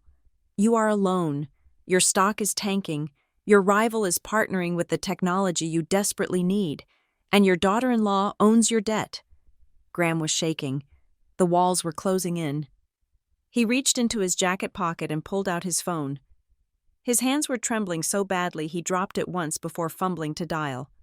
"I am calling Lucas," he spat, his voice cracking. "He will stop this. He is your fiancé. He will tell you to stand down." "Go ahead," I said. "Put him on speaker." Graham dialed. The ringtone echoed in the silent room. 1 ring, 2 rings. "Hello?" Lucas's voice filled the room. He sounded exhausted. "Lucas!" Graham shouted at the phone. "You need to get down here. Now. Your fiancée is out of control. She is destroying the family business. She is threatening to bankrupt us." There was a pause on the line. "Layla?" Lucas asked. "Are you there?" I walked closer to the phone Graham was holding out like a holy relic. "I am here. Lucas," I said. "Tell her," Graham screamed. "Tell her to stop this madness. Tell her we are family. Tell her to sign the merger deal or the wedding is off." I watched the phone. I waited. This was the moment. I was not asking Lucas to save me. I was asking him to save himself. "Lucas," I said softly, "your father is standing in my office. He just learned that I own a significant portion of his debt. He wants you to order me to stop. He wants you to choose his ego over my career, over my dignity." Silence stretched on the line for 5 agonizing seconds. "Dad," Lucas said finally. His voice was quiet, sad. "You called her trash." "It was a joke," Graham yelled. "It was dinner talk. Fix this, Lucas." "I can't fix it." "Dad," Lucas said, She isn't someone you can order around. I told you that. I told you she was smart." "You are useless," Graham roared. "You are weak. If you do not rein her in, I will cut you out of the will. I will leave you with nothing." "You have nothing left to leave me." "Dad," Lucas said. And then the line went dead. Lucas had hung up. Graham stared at the black screen of his phone. The betrayal was absolute. He had lost his son, not to me, but to the truth. He looked up at me, his eyes wild. "He does not mean that. You poisoned him." "I just gave him permission to be honest," I said. Paige cleared her throat. She stepped forward, ignoring Graham entirely. "Layla, I have an update from our analyst regarding the Whitlock shareholder sentiment." "Go ahead," I said. "We have been monitoring the private forums of the institutional investors," Paige said. "There is a significant block of shareholders, about 15%, who have been unhappy with Graham's leadership for years. They are tired of the nepotism. They are tired of the stagnant stock price, but they never had a trigger event to launch a vote of no confidence. They needed a reason," I noted. "Exactly," Paige said. "They needed a viable alternative. If we present a formal acquisition offer, cash, at a premium, with a clear plan for restructuring, they will not back Graham. They will back the money. They will back you." I looked at Graham. He heard every word. He realized that the ground beneath his feet was not solid rock. It was sand, and the tide was coming in. "You are going to launch a proxy war," Graham whispered. "You are going to turn my own board against me." "I am not going to turn them," I said. "I am going to liberate them. They want to make money. Graham, you want to make headlines. Our interests are aligned. Yours are obsolete." I walked back to the head of the table. "Here is your choice," I said. "Option A. You fight. We go public with the EPA violation. We call the debt. We drag this out for 6 months. You lose the company. You lose your reputation. And you likely face an SEC investigation that ends with you in a federal prison for fraud." I picked up the folder. Option B. You accept the acquisition. You agree to step down for health reasons. You get to keep a small honorary title, Chairman Emeritus, with no voting power. You keep your dignity, and you walk away with a payout that allows you to retire to the Hamptons and pretend you won. Graham stood there, breathing heavily. He looked at the stock ticker, still flashing red. He looked at his silent phone. He looked at the young woman he had dismissed as a gold digger, who was now holding the deed to his life. He realized then that he was not negotiating with a family member. He was not negotiating with a subordinate. He was negotiating with the free market, and the free market had no mercy. "I need time," Graham croaked. "I need to consult the board." "You have 24 hours, I said. "If I do not have a signed agreement by 9 o'clock tomorrow morning." I released the EPA report to the Wall Street Journal. Graham nodded. It was a jerky, broken motion. He turned and walked toward the door. He looked smaller than he had when he entered. His suit looked too big for him. He pushed the door open, but before he left, he paused. He did not look back at me. "You really are not trash," he whispered, more to himself than to me. "You are a shark." "No, Graham," I said to his retreating back. "Sharks eat because they are hungry. I am doing this because it is necessary. Someone has to clean the ocean." The door closed behind him. I let out a breath I didn't know I was holding. My hands were shaking. Just a little, not from fear, but from the sheer velocity of the moment. "He is going to fold," Paige said, watching him walk down the hall. "He has to," I said. "But a wounded animal is dangerous. He will try one last thing. He will try to make this dirty." I turned to the window. The sun was high now. "Get the legal team ready for a hostile tender offer," I ordered. "If he does not sign by tomorrow, we bypass him and go straight to the shareholders. I want to buy this company, Paige, and I want to do it before lunch on Wednesday." I looked at my phone. Lucas had not called back. The silence was heavy, but it was clean. I had forced everyone to choose a side. And for the first time in my life, I wasn't waiting to be chosen. I was choosing myself. The deadline I gave Graham Whitlock expired at 9 o'clock on Wednesday morning. The minute hand on the clock in my office clicked over, and the silence from the Whitlock group was absolute. Graham had not called. He had not signed. He had chosen to bunker down, betting that his family name was a fortress that could withstand a siege. He was wrong. "File it," I said to Paige. Paige pressed the enter key on her terminal. In that instant, a Schedule 13D was uploaded to the Securities and Exchange Commission database. It was a mandatory public disclosure, alerting the world that an entity controlled by Layla Patterson had acquired 4.9% of the Whitlock Group and intended to influence the control of the company.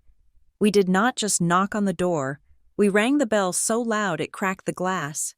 Within 3 minutes, the financial news terminals lit up. Activist investor targets Whitlock Group, mystery buyer revealed as tech CEO Layla Patterson, hostile bid imminent.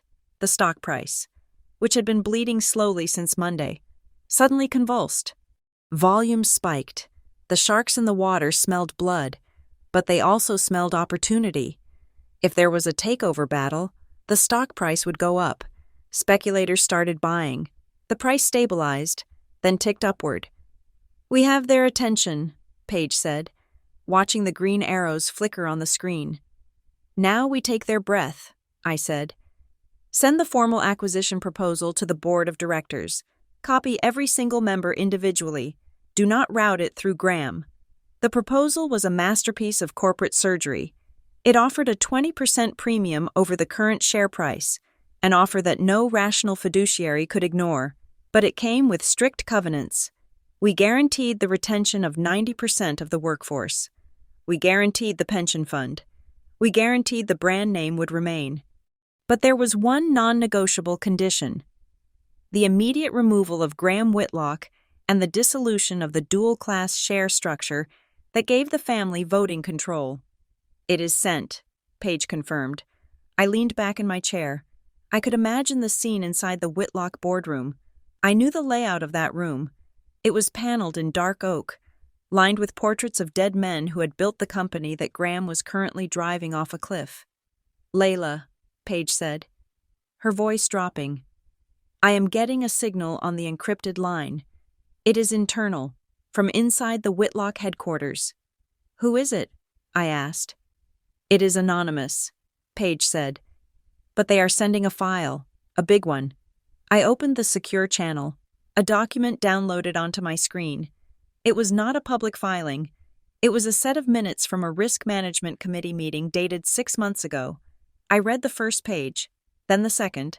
My blood ran cold. The document detailed a conversation between Graham and his chief financial officer. The CFO had warned Graham that the environmental cleanup costs in Nevada were going to be double the estimates, potentially triggering a default on their bank loans. Graham's response was recorded verbatim in the minutes. Chairman Whitlock: "Bury it. Reclassify the expense as capital improvement. We cannot spook the lenders before the bond issuance. If the stock drops, we all lose." I stared at the screen. This was not just bad management. This was securities fraud. Graham had deliberately directed his team to falsify financial statements to keep the stock price artificially high while he raised capital from investors. He cooked the books, I whispered. Who sent this? Paige asked, leaning over my shoulder. Someone who does not want to go to jail with him, I said. I looked at the list of the Whitlock Board of Directors. There was a man named Samuel Stern. He was an old-school accountant, a man known for his rigidity. He had been quiet at the dinner party, observing everything. I bet my entire stake that Samuel Stern looked at the EPA report, looked at my acquisition offer, and realized that the only way to save his own reputation was to hand me the smoking gun. Do we release it? Paige asked. If we leak this to the press, Graham is finished today. The FBI would be at his door by dinner. No, I said, closing the file. If we release it now, the stock goes to zero, the company collapses, the employees lose their pensions, the assets become toxic. We do not want to destroy the company. Paige, we want to save it. So what do? We use it as a shield, I said. Draft a letter to the board's audit committee. Tell them that due to concerning intelligence regarding accounting irregularities, our offer is now contingent upon a special independent audit. Tell them that if they do not agree to replace the CEO and authorize this audit, we will be forced to turn over our intelligence to the SEC. You are giving them a way out, Paige realized. I am giving them a choice, I corrected. They can fire Graham and sell to me, or they can protect Graham and go to prison. 30 minutes later, my phone rang. It was not a blocked number. It was Graham Whitlock's direct line. I answered it on speaker. You are a monster, Graham said. There was no bluster left in his voice, just a raw, shaking rage. You are destroying a legacy that took 100 years to build. My grandfather laid the first brick of this company, and you are tearing it down for sport. I am not tearing it down, Graham, I said calmly. I am the only one trying to keep the roof from collapsing on the people who work there. You blackmailed my board, Graham spat. Samuel Stern just walked into my office and told me he is calling for a vote of no confidence. He says you have evidence. You turned my own friends against me. They were never your friends, Graham, I said. They were your accomplices. And now that the lights are on, they are scrambling for the exit. How can you do this? Graham asked, his voice cracking. After everything? Lucas loves you. My wife welcomed you into our home. Your wife was terrified of you, I said. And you called me trash. You did not welcome me. You tolerated me. And then you tried to discard me. So this is revenge, Graham said bitterly. It is just a petty vendetta because I hurt your feelings. No, I said. Revenge would be leaking that fraud report to the press and watching you get arrested on live television. That would be satisfying, but that would hurt 12,000 employees who did nothing wrong. I am choosing to acquire the company instead. I am choosing to fix your mess. That is not revenge. Graham, that is mercy. I will not resign, Graham vowed. I will burn this place to the ground before I hand you the keys. You already lit the match. Graham, I said. I am just bringing the fire extinguisher. I hung up. My hand was trembling. The conversation had been short, but the weight of it was immense. I was effectively decapitating a dynasty. Layla, the receptionist buzzed in. Lucas Whitlock is here. He says it is an emergency. I closed my eyes for a second. This was the part I had been dreading. Send him in, I said. Lucas looked like he had aged 10 years in 3 days. His eyes were red-rimmed. His shirt was wrinkled. He did not walk with his usual easy confidence. He walked like a man carrying a physical burden. He stopped in the middle of my office. He did not come to the desk. He did not try to hug me. My mother is crying, Lucas said. His voice was flat, hollow. She has been crying since 6 o'clock this morning. She says you are stealing our lives. I am sorry she is hurting, Lucas, I said gently. But I am not stealing anything. I am paying a premium for an asset that is failing. It's not an asset to them, Layla, Lucas shouted. The sudden volume startling in the quiet room. It's their identity. Aunt Eleanor called. Cousin David called. They are calling you a predator. They are calling you a gold digger. They are saying you used me to get inside. And what do you say? I asked. Lucas slumped into the chair opposite my desk. He put his head in his hands.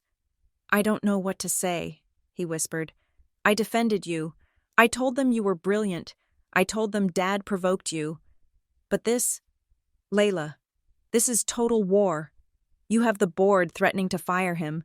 You have lawyers swarming the house. Was this the plan all along? Did you ever love me?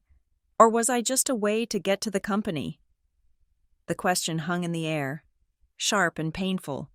I stood up and walked around the desk. I knelt in front of him, forcing him to look at me. I loved you, Lucas, I said. I loved you enough to make myself small so you could feel big. I loved you enough to sit at that table and let your father insult me because I didn't want to cause a scene for you. Then stop this, Lucas pleaded. Drop the bid. Let us just go away. We can move to California. We can start over. We cannot go away, I said, because if I walk away, your father stays in power, and if he stays in power, the company dies. I stood up and walked to my desk. I picked up a single sheet of paper, a memo my analytics team had prepared the night before. I handed it to him. Read this, I said. Lucas took the paper. What is it? It is a projection, I explained. Based on your father's current debt load and the hidden losses in Nevada, if nothing changes, if I walk away today, the Whitlock Group will default on its loans in 88 days. When that happens, the banks will force a liquidation. They will sell the hotel chain to private equity firms that strip assets. I pointed to a number in bold red ink at the bottom of the page. Estimated Job losses, 4,500. 4,500 people. Lucas, I said, housekeepers, front desk clerks, engineers, people who live paycheck to paycheck, they will lose their jobs, they will lose their health insurance, your father will be fine. He has offshore accounts, he has gold bars in a vault, but those people, they get nothing. Lucas stared at the number. And if you buy it? He asked, his voice shaking. If I buy it, I said, I restructure the debt. I use Frostline's technology to make the energy division profitable. I cut the executive bonuses. I fire the board. And I save those jobs. All of them. Lucas looked up at me. I saw the conflict warring behind his eyes. He had been raised to believe that loyalty to family was the highest virtue, but he was also a good man. He was a man who brought stray dogs home. He lied to me, Lucas whispered. Dad told me the company was strong. He told me the cash flow was temporary. He lied to everyone, I said. He is not protecting the company. Lucas, he is protecting his statue in the lobby. He is protecting his ego. Lucas stood up. He crumpled the paper in his hand, then smoothed it out again. He looked at the red number, 4,500. Mom asked me to talk to you, Lucas said. She asked me to beg you to stop. I know, I said. I can't do that, Lucas said. He looked at me, and for the first time in days, I saw clarity in his eyes. You are right. If he stays, he crashes the ship. He took a deep breath. I am going to resign from the board, Lucas said. Today, I am going to publicly abstain from the vote on your acquisition offer. Lucas, I said, stepping closer. If you do that, they will never forgive you. They will say you chose me over them. I am not choosing you, Lucas said, and his voice broke with a terrible sadness. I am choosing the truth, and the truth is, my father is the villain in this story. He walked to the door. He paused, his hand on the frame. I don't think we can fix us, Layla, he said softly. I don't think I can ever look at you without seeing the woman who fired my father. And I don't think you can look at me without seeing the man who was too weak to defend you. You are probably right, I admitted. The grief was there, a dull ache in my chest, but it was bearable. Good luck with the vote, Lucas said. Don't let him win. He walked out. I stood alone in the office. The silence was deafening. I had won the moral argument. I had won the strategic battle. I had neutralized the family loyalty that was Graham's last line of defense. But looking at the empty doorway where Lucas had stood, I realized the cost of this war. I was stripping away everything: the romance, the family ties, the polite fictions that held society together. I walked back to my desk and picked up the phone. "Paige," I said, "call Samuel Stern. Tell him we have the votes. Tell him to convene the emergency meeting of the board for tomorrow morning." "Is Graham agreeing to step down?" Paige asked. "He does not have a choice anymore," I said. "His son just left the building. Graham is alone." I looked at the city skyline. The sun was beginning to set, casting long shadows across the skyscrapers. "Tomorrow," I whispered, "we end it." It was 8 o'clock in the evening when Lucas returned to my office. The cleaners had already vacuumed the hallway, and the hum of the building had settled into the low-frequency thrum of the night shift servers. I was sitting at my desk, reviewing the acquisition covenants one last time. When he appeared in the doorway, he looked different than he had earlier in the day. The frantic energy was gone. The desperation to please, to mediate, to be the bridge between two warring nations had evaporated. He wore a fresh shirt, unbuttoned at the collar, and he held a manila envelope in his hand. He did not look like the heir to a fortune. He looked like a man who had just walked away from a car crash unscathed, but shaken. "I am not here to ask you to stop," Lucas said quietly. He did not step fully into the room. He stood on the threshold, respecting the boundary between his world and mine. "I know," I said. "You made that clear this afternoon." "I am here to ask you a question," he said. He walked forward and placed the envelope on the edge of my desk. He did not sit down. "Layla, where do you need me to stand?" I looked at him. It was a simple question, but it carried the weight of our entire 3-year relationship. He was asking if I needed him behind me as a supporter, beside me as a partner, or in front of me as a shield. "I do not need you to stand with me because you love me. Lucas," I said, my voice steady, "I do not need a romantic gesture. This is not a movie where the guy chooses the girl and the credits roll. This is a corporate hostile takeover. People are going to get hurt. Reputations are going to be ruined." I stood up and walked to the window, looking out at the sprawling lights of Palm Crest. "I need you to stand where your conscience tells you to stand," I continued. "If you believe your father is right, if you believe I am a predator, then you should stand with him. But if you believe he is toxic, if you believe he is dangerous to the people he employs, then you stand against him, not for me, for the truth."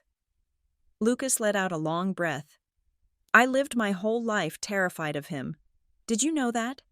I was 35 years old, and I still checked my phone under the dinner table like a teenager because I was afraid he would yell at me for being distracted." He ran a hand through his hair.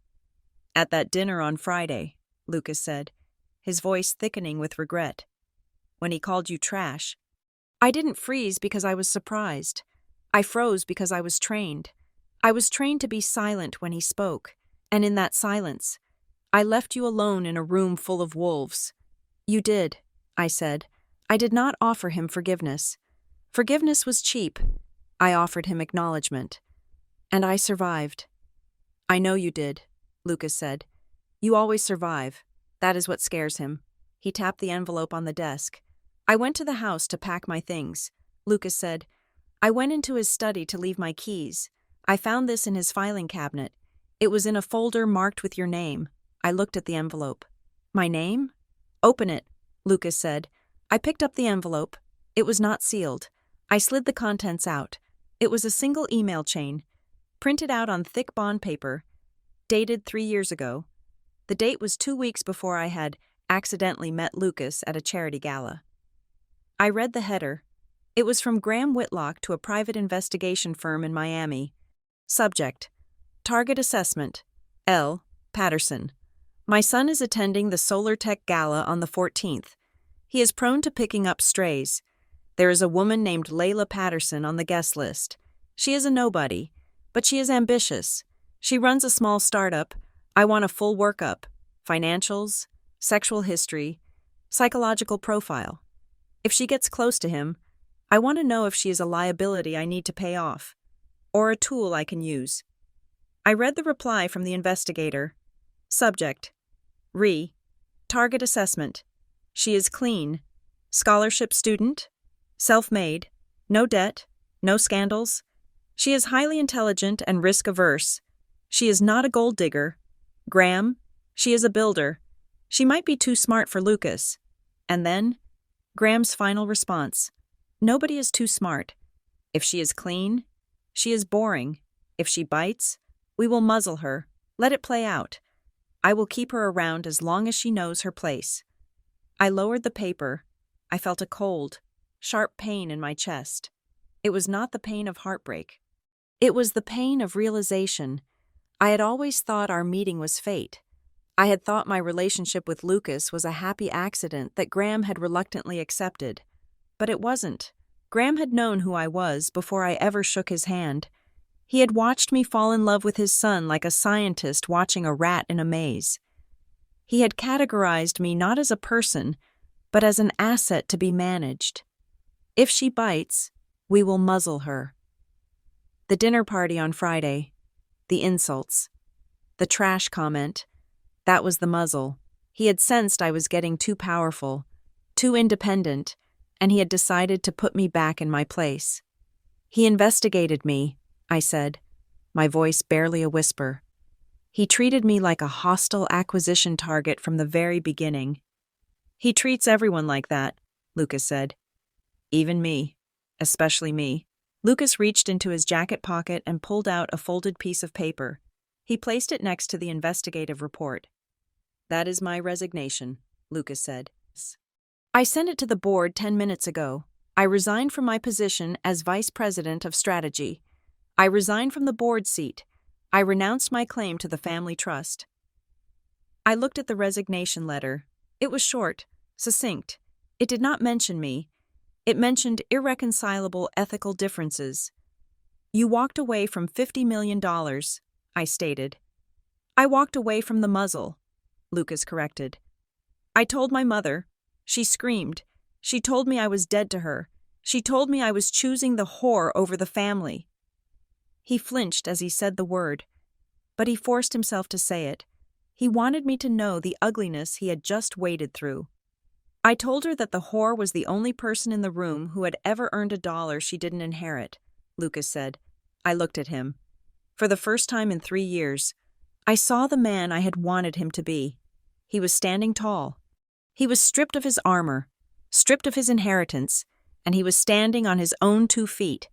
But I also knew that this moment, as powerful as it was the end of us. We could not go back to dinner dates and movies. We could not pretend that his father had not investigated me, or that I was not currently in the process of destroying his family's legacy. There was too much blood on the floor. Thank you, Lucas, I said, for showing me this, and for standing up. What happens now? Lucas asked. Now, I said. We finish it. I am going to buy the company. I am going to fire your father, and you are going to go out there and find out who Lucas Whitlock is when he is not Graham's son. And us? He asked. The hope in his voice was faint, flickering. We do not use love as a shield for what is right, I said, repeating the thought I had held onto for days. We are 2 adults on a battlefield. Lucas, maybe, when the smoke clears, we can meet for coffee. But right now, I am the CEO of the company that is conquering your house, and you are a man who needs to heal. Lucas nodded. He understood. He did not argue. He did not beg. Goodbye, Layla, he said. Goodbye, Lucas, I replied. He turned and walked out of the office. He left the envelope on my desk. The evidence of his father's cruelty lay there, a paper trail of the disrespect that had fueled this entire war. I did not cry. I sat down and scanned the email chain into my digital file. It was not just a personal wound anymore. It was ammunition. It proved a pattern of predatory behavior. It proved that Graham Whitlock viewed human beings as commodities. 20 minutes later, my phone began to light up with notifications. The news cycle had shifted. The rumor mill had started. Market Insider, Whitlock family at war. Son resigns amidst hostile takeover bid. The Daily Capital, the Black Widow of Palm Crest. Insider sources claim Layla Patterson infiltrated the Whitlock family to orchestrate a corporate coup. Graham's PR team was working overtime. They were spinning the narrative. They were painting me as the villain, the seductress, the interloper who had seduced the son to steal the keys to the kingdom. They were trying to make this a soap opera so the shareholders would ignore the balance sheet. I watched the headlines scroll by. They called me ruthless. They called me calculating. They called me trash, impolite. Journalistic synonyms. I picked up my tablet and opened the file containing the EPA report, the debt purchase agreement, and now, the background check emails. They wanted a villain? Fine, I would be the villain, but I would be the kind of villain who won. I buzzed Paige. Yes, Layla, she answered instantly. Prepare the boardroom for tomorrow morning, I said. And Paige, make sure there are copies of the due diligence report at every seat, including the section on the private investigation Graham ordered on his own son's fiancée. You are going to use it? Paige asked. I am going to put everything on the table, I said. He wanted to check my background? Tomorrow. I am going to check his... I stood up and walked to the glass wall of the solarium. The reflection staring back at me was not the girl in the navy dress. It was a woman who had been forged in fire. I had one weapon left that no one could take away from me. It was not money. It was not technology. It was the truth. And tomorrow, at 9 o'clock in the morning, I was going to serve it cold. The 48-hour countdown began with the click of a mouse. At exactly 8 o'clock on Thursday morning, my investment bank released the formal tender offer to the shareholders of the Whitlock Group. We did not whisper. We did not ask for permission. We put a number on the table that was so large, so undeniable, that it sucked the oxygen out of the room. $35 per share. It was a 40% premium over the trading price before the crisis began. It was a golden parachute for every pension fund, every institutional investor, and every retail trader who had watched their portfolio bleed red for the last 4 days. I was essentially walking into a room full of starving people and offering them a 7-course meal. All they had to do was sign a piece of paper that stripped Graham Whitlock of his crown. The offer is live, Paige said, her eyes glued to the Bloomberg terminal. The message boards are lighting up. The retail investors are screaming, sell. They want the payout. They are the easy part, I said, sipping my black coffee. Now comes the mud. I did not have to wait long. Graham Whitlock knew he could not fight me on the math. He did not have the cash to make a counteroffer, and he did not have the credit rating to borrow it. So he did what desperate men always do when a woman beats them at their own game. He attacked my character.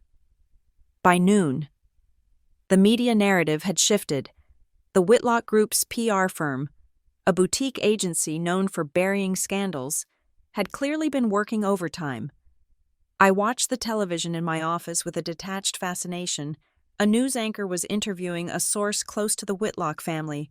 This is not a business transaction, the source said. Their face blurred. This is a vendetta. Layla Patterson is a scorned woman. She was engaged to the heir, felt slighted by the family's traditional values, and is now using her company's funds to exact a personal revenge. It is emotional, it is irrational, and frankly, it is dangerous for the shareholders to hand the keys to someone acting out of spite. Paige was fuming. She paced the length of the conference room. They are calling you the Black Widow of the boardroom. They are saying you seduced Lucas just to get insider information. Layla, we have to sue them for libel. No, I said, turning off the volume. If we sue, we look defensive. If we argue, we look emotional. We do not fight the story. Paige, we change the channel. I stood up and walked to the whiteboard. Release the 100-day plan, I ordered. Now? Paige asked. Right now, I said. while they are talking about my love life. I want to be talking about their dividends. While they are talking about my feelings, I want to be talking about their job security. We uploaded the document. It was a 60-page manifesto titled The Future of Whitlock: Stability, Integrity, and Growth. It was dry. It was boring. It was beautiful. It outlined exactly what I would do in the first 3 months. I pledged to keep the pension fund fully funded. I pledged to retain 95% of the operational staff, cutting only the bloated executive suite. I pledged to implement my Frostline AI technology to reduce overhead costs by 12% in year 1. And most importantly, I pledged to settle the EPA investigation in Nevada transparently, paying the fine and cleaning the water, removing the cloud of litigation that was terrifying the banks. It was the document of a CEO, not a girlfriend. By 2 o'clock in the afternoon, the narrative began to crack. The financial analysts did not care about who I dated. They cared that my plan made sense, and Graham's plan was non-existent. But Graham was not done. He still held the loyalty of the old guard on the board, men like Samuel Stern and Richard Halloway, who had golfed with him for 30 years. They were the ones who had to vote to dissolve the dual-class share structure. If they held the line, my tender offer would fail. Then, the bomb went off. It was 4 o'clock. The sun was slanting harshly through the glass walls of the solarium. James, my head of analytics, walked in. He was holding a stack of papers, and his face was the color of ash. "Layla," James said, "the special audit you demanded as a condition of the deal, the one we forced them to start yesterday?" "What about it?" I asked. "We found something," James said. "It was buried deep in the vendor list for the hospitality division, a company called Summit Horizon Consulting." "I have never heard of it," I said. "Neither had I," James said. "But they have been billing the Whitlock Group for strategic advisory services for 5 years, $200,000 a month, $12 million total." "That is a lot of advice," I noted, my eyes narrowing. "Here is the problem," James said, sliding a paper across the desk. "We cross-referenced the ownership of Summit Horizon. It is a shell company registered in the Cayman Islands. But the beneficiary address traces back to a trust." I looked at the address. It was a residential address in Connecticut. "I know this address," I whispered. "This is Graham's sister's house, Aunt Eleanor." James nodded. "Graham has been funneling corporate funds to his sister for 5 years for services that were never rendered. It is textbook embezzlement. It is self-dealing." I stared at the document. This was not just a smoking gun. This was a nuclear warhead. Graham had not just cooked the books on the environment. He was stealing from his own company to fund his family's lifestyle. And the board of directors, the men who were supposed to be the watchdogs, had signed off on these payments. If this came out, Graham would go to jail, but the board members? They would be sued into oblivion for breach of fiduciary duty. They would lose their licenses. They would be ruined. "Get Samuel Stern on the phone," I said. "Now." 10 minutes later, Samuel Stern's voice came through the speakerphone. He sounded old. He sounded tired. "Ms. Patterson," he said, "to what do I owe the pleasure?" "Cut the pleasantries. Samuel," I said, "I am looking at the invoices for Summit Horizon Consulting." There was a silence on the line so profound, I thought the call had dropped. It lasted for 10 seconds. 10 seconds of a man watching his life flash before his eyes.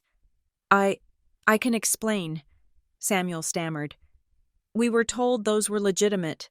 "Do not lie to me, Samuel," I cut him off. "You are the head of the audit committee. You signed the checks. You knew Graham was using the company as his personal piggy bank to support his sister." "Layla, please," Samuel whispered. If this gets out," I said, "you are all accomplices to felony fraud. You will go to prison. Samuel, at your age, do you think you will survive a federal indictment?" "What do you want?" Samuel asked. He was weeping now. I could hear the jagged intake of breath. "I want the company," I said. "I want you to convene the board tonight. I want you to vote to remove Graham Whitlock as chairman and CEO for cause. I want you to accept my acquisition offer, and in exchange, I will classify the Summit Horizon payments as a civil repayment matter and handle it internally after I take over. No FBI, no press.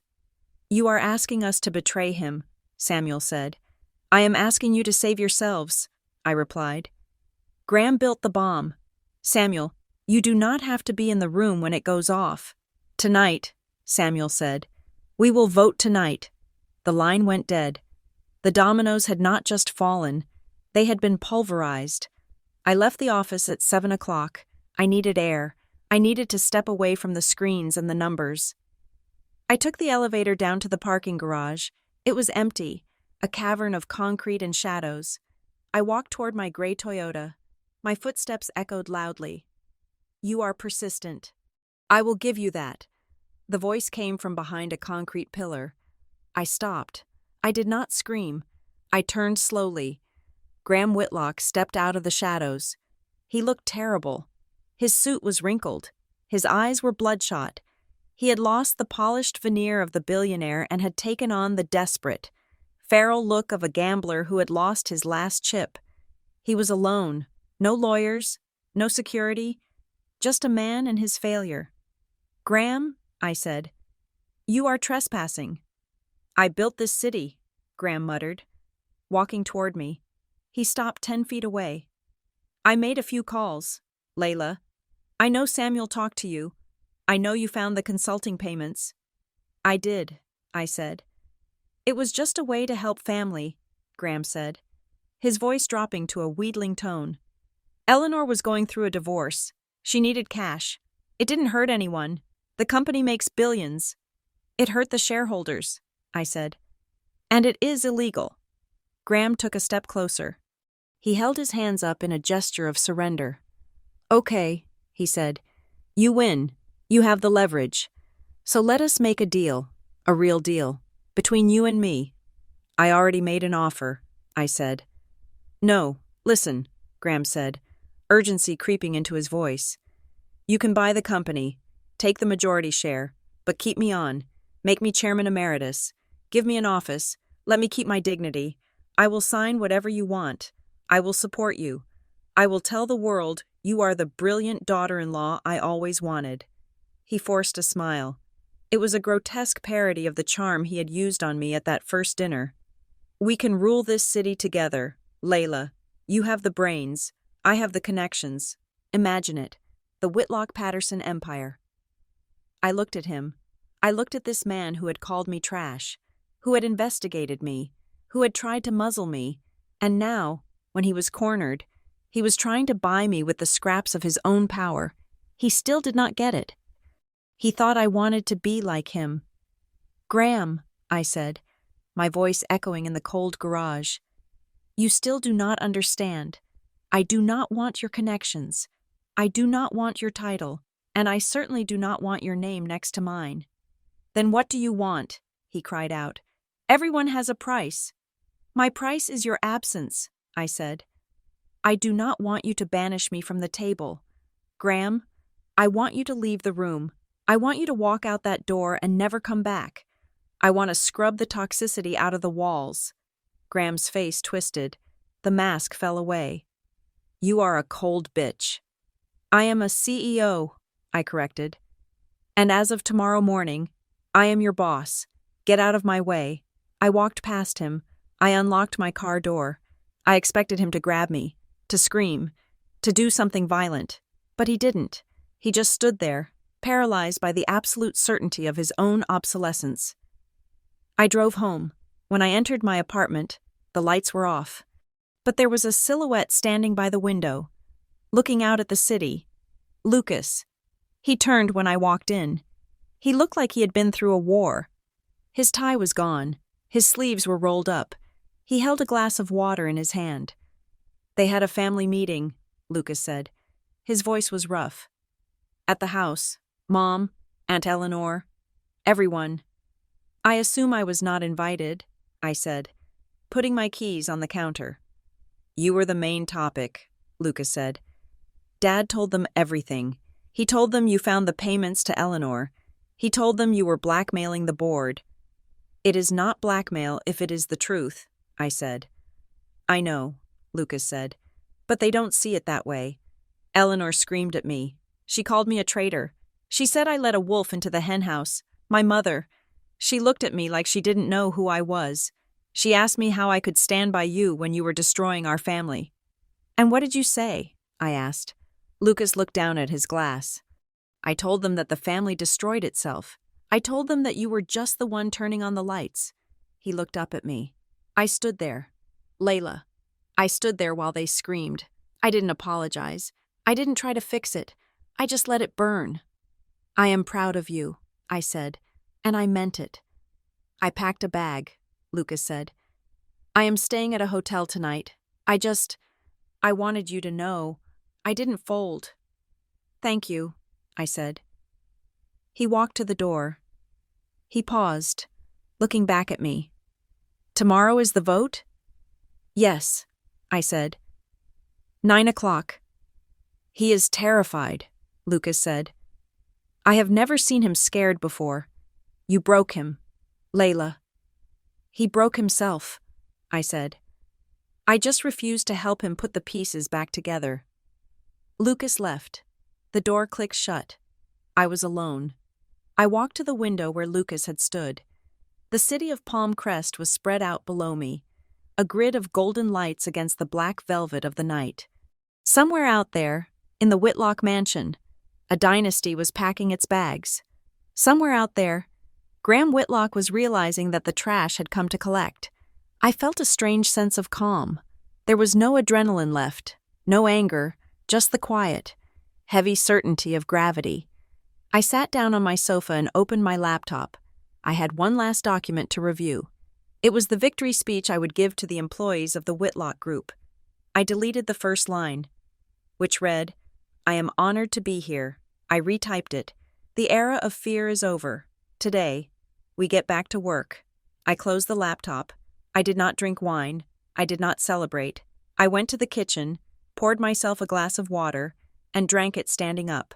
Tomorrow, the sun would rise, and when it set, the name on the door would be mine. The boardroom of the Whitlock Group was located on the top floor of the tower, a space designed to make human beings feel small. The ceiling was 20 feet high. The table was a single slab of black walnut longer than a bowling lane. The walls were lined with oil portraits of dead men who had built an empire on oil, steel, and ruthless negotiation. At exactly 9 o'clock on Friday morning, I sat at the far end of that table. I was not alone. To my right sat Lucas, silent and pale, wearing a suit that looked like armor he no longer wanted to wear.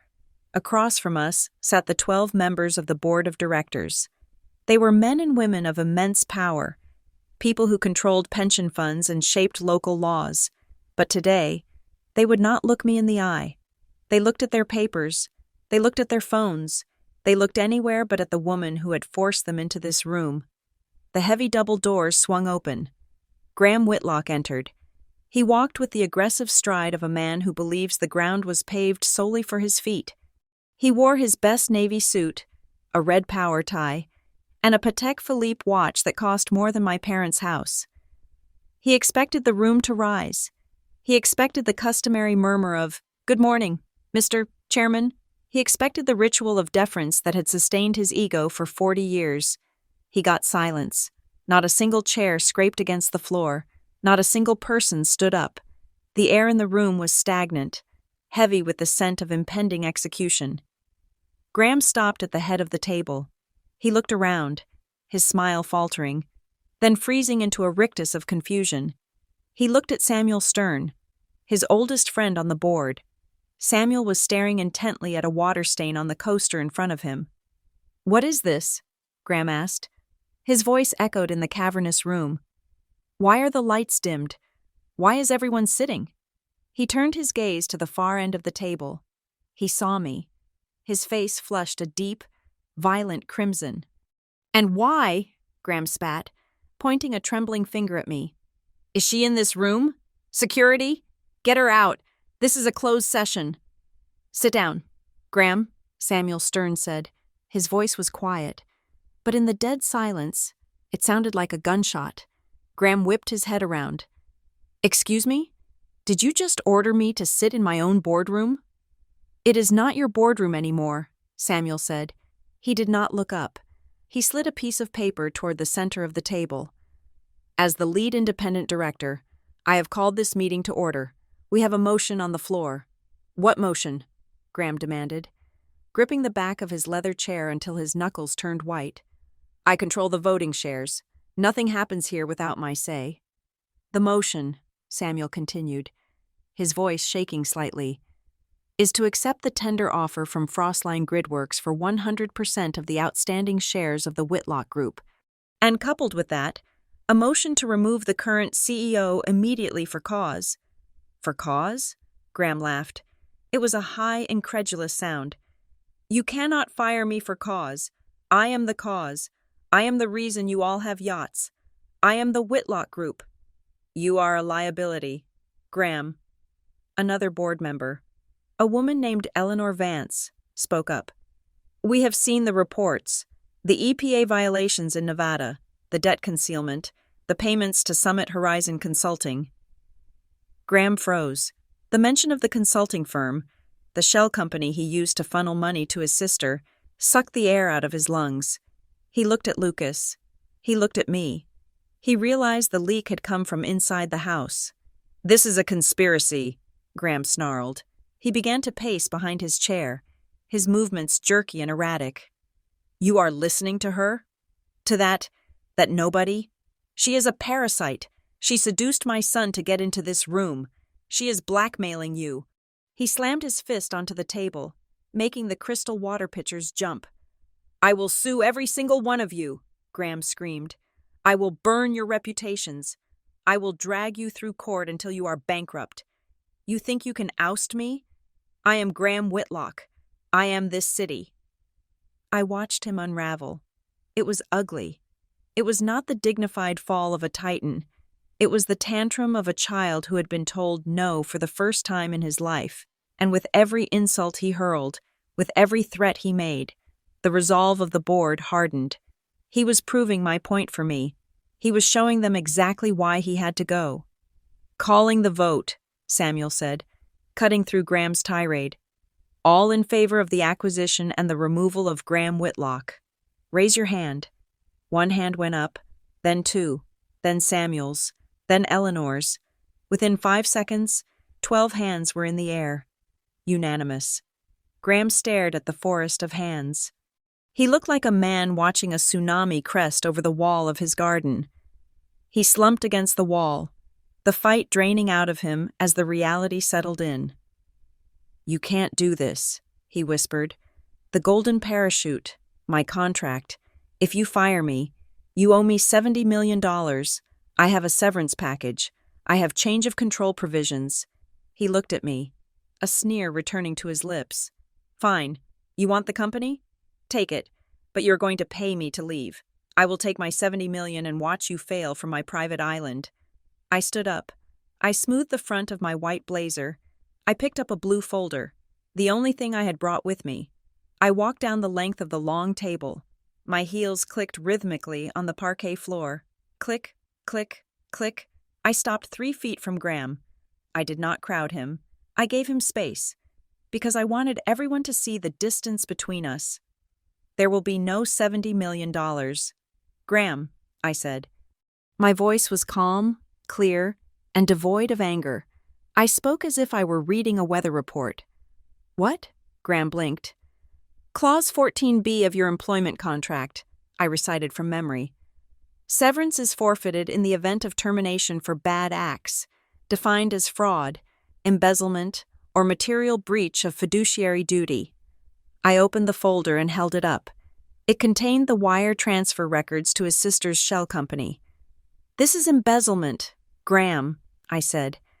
And the EPA cover-up is fraud. The board has voted to terminate you for cause. That means your golden parachute is gone.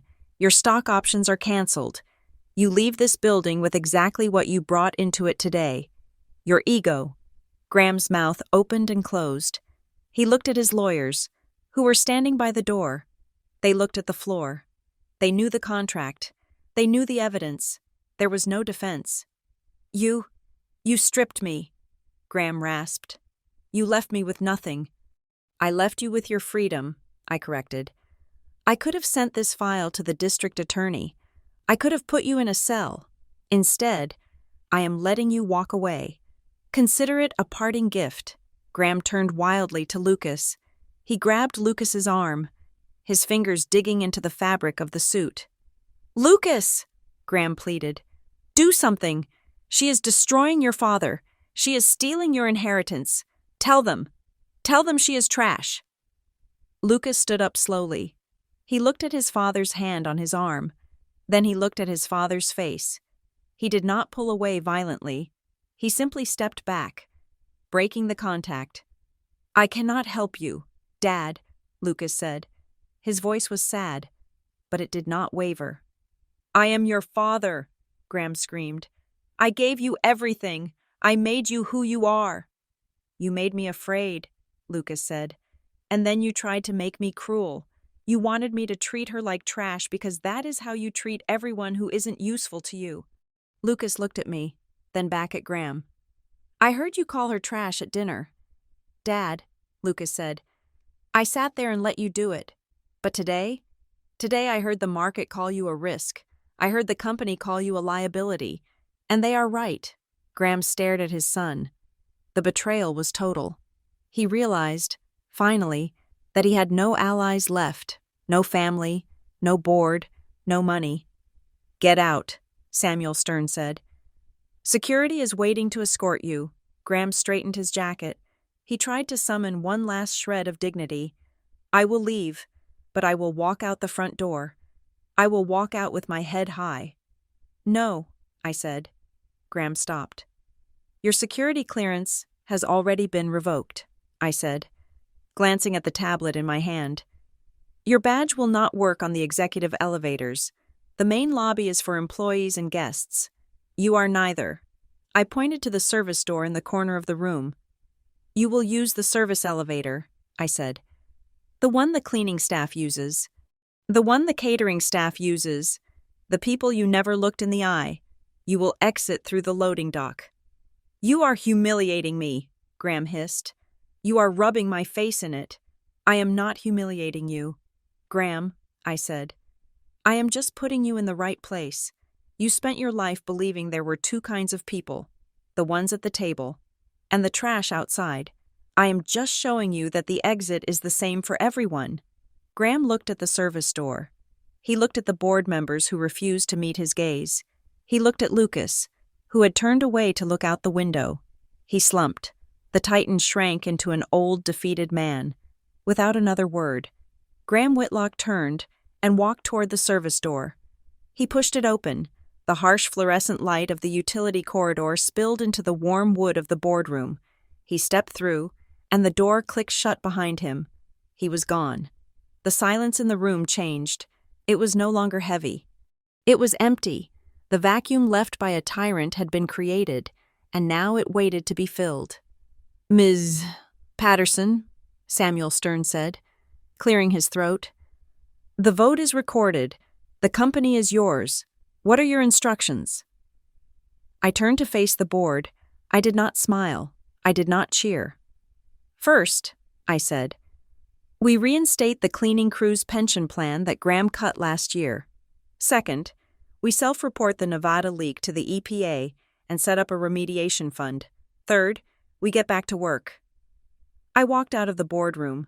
The hallway was lined with press. They had been tipped off about the vote. As I stepped out of the heavy oak doors, a wall of camera flashes went off, blinding and white. "Ms. Patterson, Ms. Patterson, is it true you fired your own father-in-law? Layla, is this a hostile takeover? What is your comment on the rumors of a family feud?" I stood at the podium that had been set up in the atrium. I looked at the sea of microphones. I saw Lucas standing at the back of the crowd, watching me. He gave me a small, sad nod, then turned and walked toward the exit. He was free. I leaned into the microphone. "The Whitlock Group has entered a new chapter," I said. My voice was amplified, booming through the lobby where I had once been afraid to speak. We are no longer a company defined by a name. We are a company defined by our actions.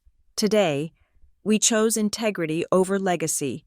We chose the future over the past. I paused. I looked directly into the camera lens, knowing that somewhere, in a dark car driving away from the loading dock, Graham Whitlock was watching on his phone. "There are no golden parachutes today," I said. "There is only accountability. We are going to build something that lasts, not because of who owns it, but because of how we treat the people who build it." I stepped back. The questions shouted by the reporters faded into background noise. I walked toward the elevator, the executive elevator. The doors slid open smoothly. I stepped inside and pressed the button for the lobby. As the doors closed, shutting out the noise and the light, I caught my reflection in the polished steel panel. I looked tired. I looked older than I had a week ago, but I looked solid.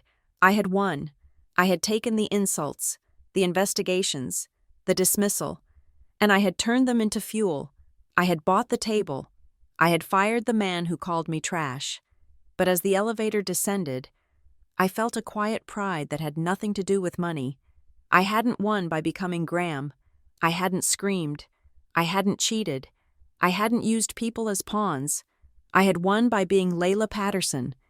And as the doors opened to the lobby, to the sunlight, and to the thousands of employees who were looking at me with hope instead of fear, I knew one thing for certain.